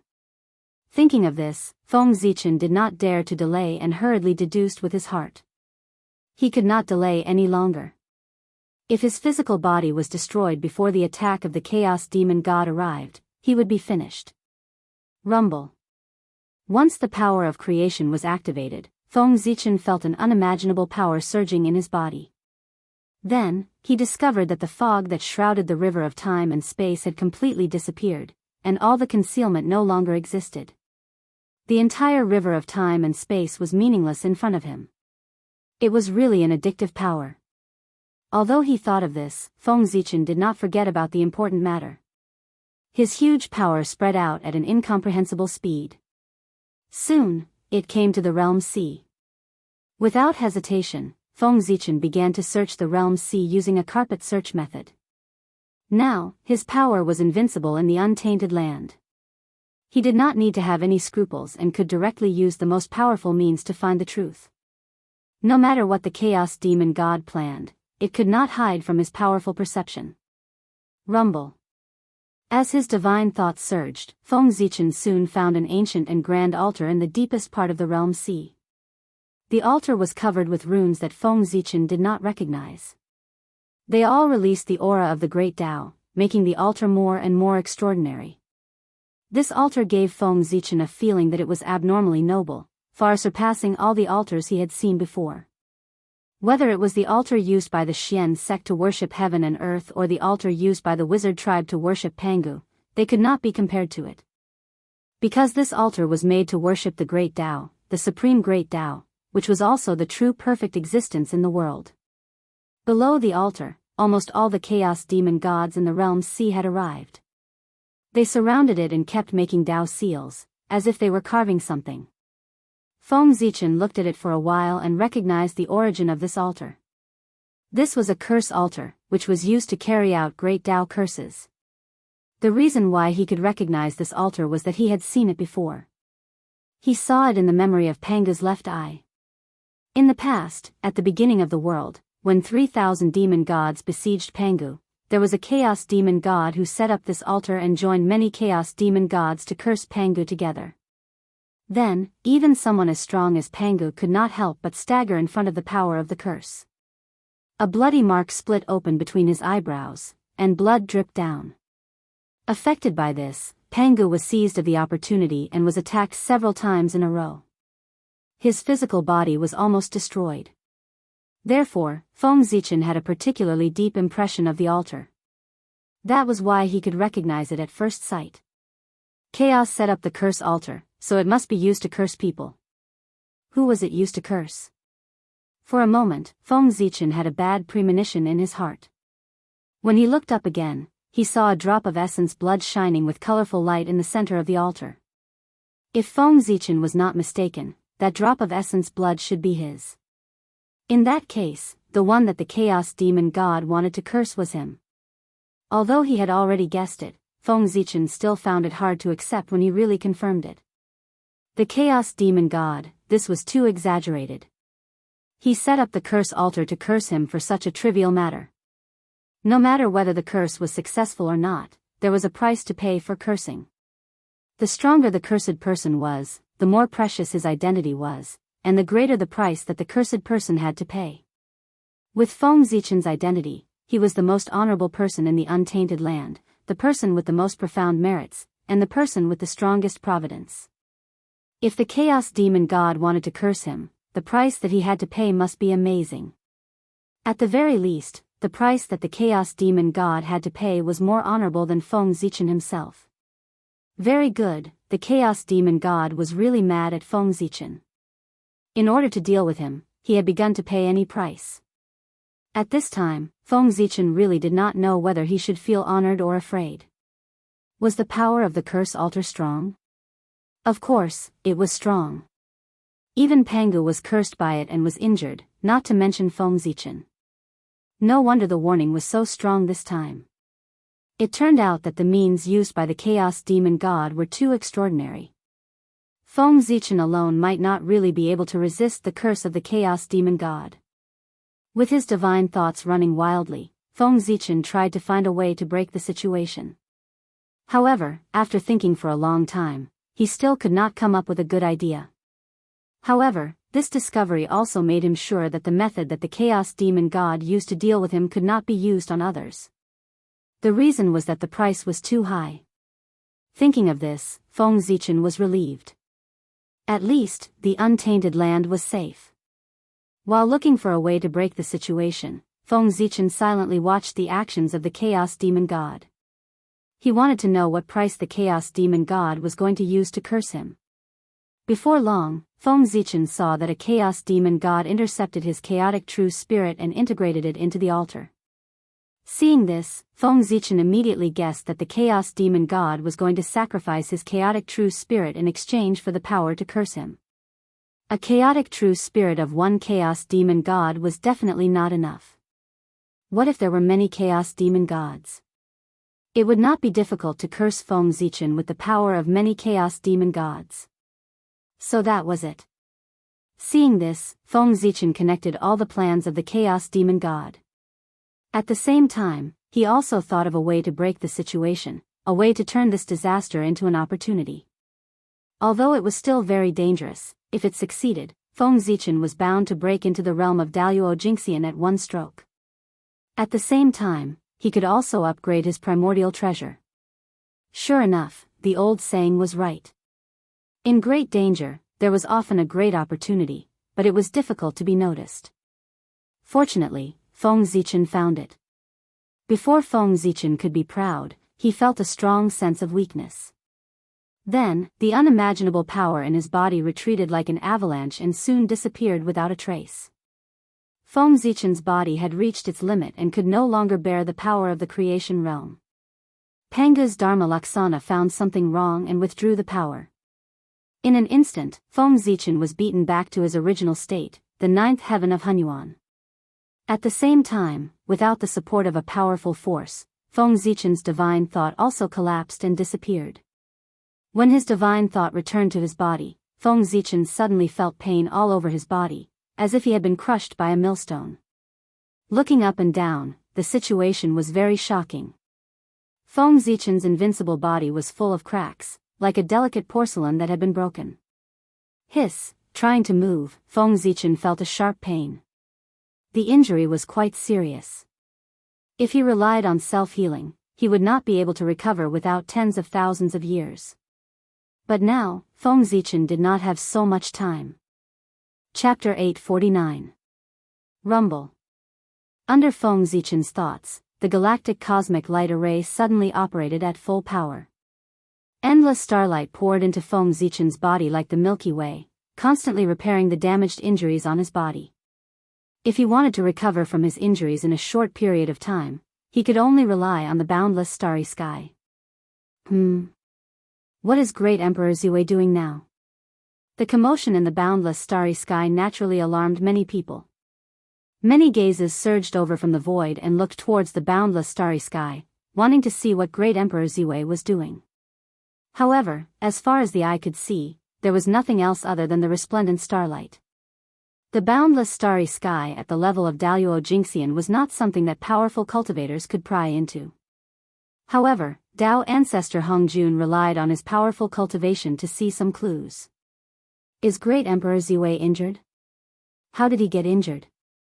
Great Emperor Zue stands in the boundless starry sky and is already in an invincible position. Even the poor Wei might not be able to hurt him with the help of the heavenly path. Who in the primordial world can hurt him? Dao ancestor Hong Jun was very puzzled by the fact that Great Emperor Zue was injured because as the number one person in the primordial world, it was impossible for him to hurt Great Emperor Zue. But even so, Great Emperor Zue was still injured. This meant that there was a power that Dao ancestor Hong Jun did not know about in the primordial world that far surpassed him. This discovery made Dao ancestor Hong Jun frown. He felt that he, who thought that he knew the primordial world very well, might have never truly understood it. This kind of thing that was out of his control made Dao ancestor Hong Jun very unhappy. On the other side, Feng Zichen's physical body was still recovering with the help of the starlight, but his incarnation had already quietly left the boundless starry sky and came to the underworld to see Goddess Hoodoo. He wanted to borrow a treasure from Goddess Hoodoo to deal with his impending death. What kind of status did Great Emperor Ziwei have? As soon as he came to the underworld spontaneously reacted. Precepts appeared and turned into a dim light that spread under Great Emperor Ziwei's feet, winding for tens of thousands of years. Heaven and earth reacted and spontaneously produced a strange phenomenon to welcome the arrival of Great Emperor Ziwei. Naturally, the reaction of the nether realm could not escape the sight of the great divine abilities of this realm. Immediately, the Nether River Patriarch, the Grand Wizard of Earth Hoodoo, the Grand Wizard of Black Nether, and several other supreme gods of the Nether realm turned their gazes over. Great Emperor Ziwei over here? Seeing Great Emperor Ziwei, Great Emperor Ziwei's way, Great Emperor Ziz's. Great Emperor Ziwei was born at the highest point in the sky, and the underworld was at the lowest point in the sky. Therefore, ever since Great Emperor Ziwei was born, he had never been to the underworld even once. Now that he had suddenly appeared here, everyone could not help but feel puzzled. Before anyone could ask, they heard Great Emperor Ziwei say, "I apologize for disturbing all of you. I hope that all of you will be magnanimous enough to forgive me." First, he apologized apologetically. Then, Great Emperor Ziwei revealed the purpose of his visit. "Great Emperor Ziwei has come to the underworld because I have something to ask of Goddess Hoodoo." This time, he was here to ask for help. Therefore, Great Emperor Ziwei deliberately restrained the noble aura that he was born with. Otherwise, if he came with such an overbearing aura, he would probably be kicked out before he could even open his mouth. "Looking for me?" Hearing this, Goddess Hoodoo was stunned at first. Then, she hurriedly said, "Great Emperor Ziwei, please come in for a chat." As they spoke, the mysterious reincarnation palace in the depths of the underworld suddenly opened its door. Seeing this, Great Emperor Ziwei did not hesitate and directly walked in. When he entered the palace, Goddess Hoodoo had already come up to him. She asked with some confusion, "I heard you say that you have something to ask of me?" Great Emperor Ziwei nodded and said, "Yes." Hearing this, Goddess Hoodoo was even more confused. She asked, "That's strange. With your strength, is there anything in the three realms that you can't solve?" If others heard Goddess Hoodoo's words, they might think that she was deliberately mocking Great Emperor Ziwei and was unwilling to help. However, Great Emperor Ziwei knew that Goddess Hoodoo was completely sincere when she said this. She might be bragging, but Goddess Hoodoo really thought so. In the three realms, there should be nothing that Great Emperor Ziwei couldn't solve. In other words, all the great divines in the Eldritch world had the same impression of Great Emperor Ziwei. He was a mysterious and powerful existence. Think about it. What could be difficult for such an invincible powerhouse? Therefore, Goddess Hoodoo was shocked that Great Emperor Ziwei had asked her for help. Great Emperor Ziwei smiled helplessly and said, "Goddess Hoodoo, you must be joking. Even Pangu's father has problems that he can't solve, let alone Great Emperor Ziwei." Nodding, Goddess Hoodoo asked, "Then why are you here, Great Emperor?" "As a member of Pangu's lineage, if I can do it, I will definitely help you with all my strength." A problem that even Great Emperor Ziwei couldn't solve with his ability must be very difficult. What he wanted was incomparably precious. Therefore, in the face of Great Emperor Ziwei's request, Goddess Hoodoo didn't dare to make a promise and left some room for negotiation. After thinking about it, he felt that everyone would know about this sooner or later, so there was no need to hide it. Therefore, Great Emperor Ziwei told the truth. "Soon, I will face a death tribulation. Therefore, I came here to ask fellow Taoist Hoodoo to help me when my death tribulation arrives." Hearing this, Goddess Hoodoo was shocked. "Death tribulation? Is the Great Emperor joking? With your strength, who in the Eldritch world can hurt you? I'm afraid that even if a Tao ancestor comes with the power of the heavenly Tao, he won't be able to hurt you at all." Great Emperor Ziwei had stood in the boundless starry sky for countless years. The heavenly Tao couldn't do anything to him. Not only did it not dare to hurt him, but it also had to coax him. This was something that almost all the great divine beings in the Eldritch world knew. Therefore, Goddess Hoodoo found it difficult to accept what Great Emperor Ziwei said about his death tribulation. Who in the Eldritch world could hurt someone as powerful as Great Emperor Ziwei, the number one person below the Tao ancestor? Not to mention killing him. Great Emperor Ziwei smiled bitterly and said, "In the Eldritch world, no one can hurt me, but outside the Eldritch world, it's possible. My death tribulation doesn't come from the Eldritch world, but from outside the Eldritch world." With that said, Goddess Hutu understood. It was the Chaos Demon God who wanted to attack Great Emperor Ziwei. The former Great Emperor of Pangu, the Chaos Demon God, indeed had the strength to deal with Great Emperor Ziwei. However, Goddess Hutu still didn't understand why the Chaos Demon God wanted to attack Great Emperor Ziwei. This didn't make sense. Even if he attacked, it should be Tao ancestor Hongjun. How could it be Great Emperor Ziwei's turn? No, he didn't attack the first, but the second. Was there something wrong with this Chaos Demon God? Goddess Hutu was also a straightforward person. She would say whatever was on her mind. She asked directly, why did the Chaos Demon God want to kill the Imperial Emperor? This question wasn't easy to answer. Great Emperor Ziwei couldn't tell the truth. He had forced the Chaos Demon God into a corner, which was why he attacked him. Therefore, Great Emperor Ziwei thought for a while and said vaguely, "A few days ago, I accidentally found a channel that the Chaos Demon God used to enter the Eldritch world and destroyed it. At the same time, I tricked the Chaos Demon God, making it difficult for him to enter the Eldritch world in a short period of time. Thinking about it, it's because of this that the Chaos Demon God held a grudge, which led to this death tribulation." What he said was quite reasonable, but Goddess Hutu could still tell that Great Emperor Ziwei was hiding something from her. However, Goddess Hutu didn't pursue the matter. Everyone had their own secrets. Great Emperor Ziwei was so mysterious, so naturally, he had even more secrets. And these secrets couldn't be pursued. Suppressing the doubts in her heart, Goddess Hutu asked, "How do you want me to help, Imperial Emperor?" Great Emperor Ziwei replied, "This is not difficult for you, Goddess.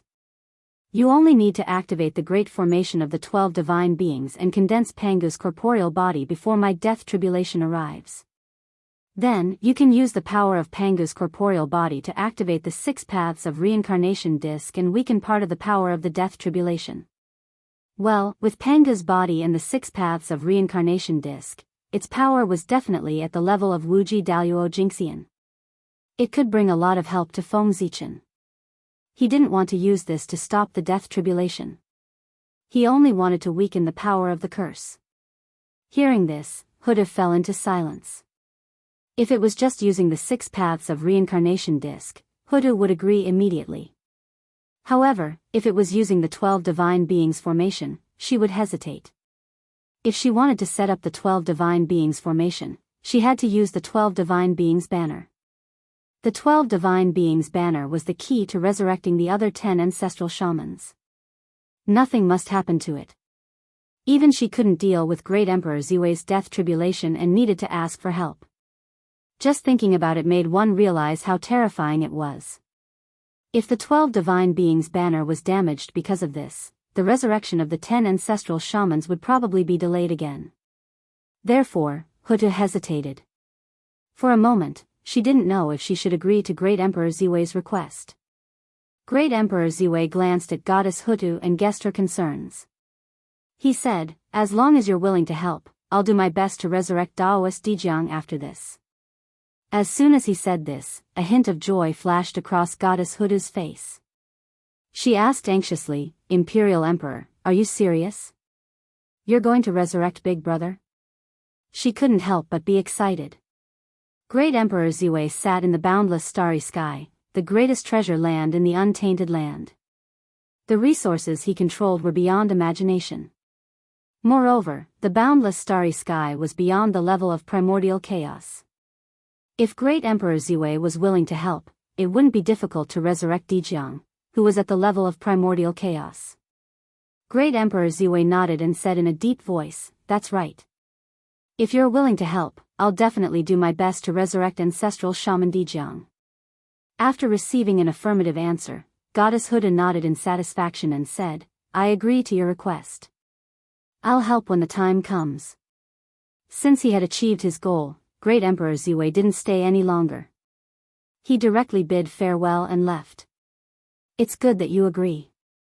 I still have important matters to attend to, so I'll take my leave first. After saying that, Great Emperor Ziwei turned and left the Samsara Palace, returning to the boundless starry sky. Other than Goddess Hudu, the only person in the untainted land who could help Feng Zichen was Dao Ancestor Hongjun. As for Dao Ancestor Hongjun, there was no need for Feng Zichen to beg him. When the power of the curse arrived, even if he didn't want to help, the heavenly Dao would force him to do so. As for his people, they were too weak. It was useless to beg them. They wouldn't be able to help much. In fact, if Goddess Huda didn't have the Chaos Treasure, the 6 Paths of Reincarnation disc, Feng Zichen wouldn't have asked her for help. From the beginning to the end, the only thing that could be valued by Feng Zichen was the 6 Paths of Reincarnation disc. Whether his plan could succeed or not depended on the 6 Paths of Reincarnation disc. Thousands of years passed in the blink of an eye. On this day, the 3 realms suddenly became oppressive, as if some great terror was about to descend. However, no matter how those powerful cultivators deduced, they couldn't find the source of this fear. On the other hand, Dao Ancestor Hongjun seemed to have sensed something and looked outside the 3 realms. At the same time, in the depths of the realm sea, a huge altar stood. It was even larger than the upper-class world. Its body was engraved with mysterious runes, and the aura of the great Dao lingered around it. Thousands of chaos demon gods stood under the altar and worked together to activate it. This was the curse altar, and also the great Dao altar. When the chaos demon gods worked together, they could communicate with the great Dao through this altar and send down infinite power to curse the enemy to death. If these chaos demon gods were at their peak, then the curse power formed by thousands of chaos demon gods would be able to seriously injure Pangu. However, at this moment, the chaos demon gods were beaten down by Pangu, and their strength was barely at the primordial chaos level. If everyone worked together to curse Pangu, it wouldn't even be enough to tickle him. However, if they were to curse others, even the perfected super experts like Daluo Jingxian would be seriously injured and die. Its power was almost comparable to the full-strength attack of a supreme expert in the creation realm. That was why Feng Zichen was afraid and had the thought that he couldn't resist, and the signs of death appeared in his heart. If not for the advancement of the Eldritch world previously, causing the power of Pangu's Dharma idol to reach the creation realm, Feng Zichen would probably not be able to escape this time. However, even so, it didn't mean that Feng Zichen could safely survive this calamity. Even an expert in the creation realm might not be able to block the full-strength attack of an expert in the creation realm and would also be injured. One had to admit that although both sides were in the creation realm, Feng Zichen's Pangu's Dharma idol was weaker than the curse altar. This was because the curse altar borrowed the power of the great Dao, while Pangu's Dharma idol was Pangu's power. Pangu's power was inferior to the power of the great Dao. Therefore, in order to be safe, Feng Zichen asked Goddess Hudu to use the 6 Paths of Reincarnation disc to help him. The Chaos Treasure, the 6 Paths of Reincarnation disc, was Feng Zichen's second insurance. Why did Goddess Huda have to use Pangu's body to activate the 6 Paths of Reincarnation disc? It wasn't because Pangu's body was stronger. Instead,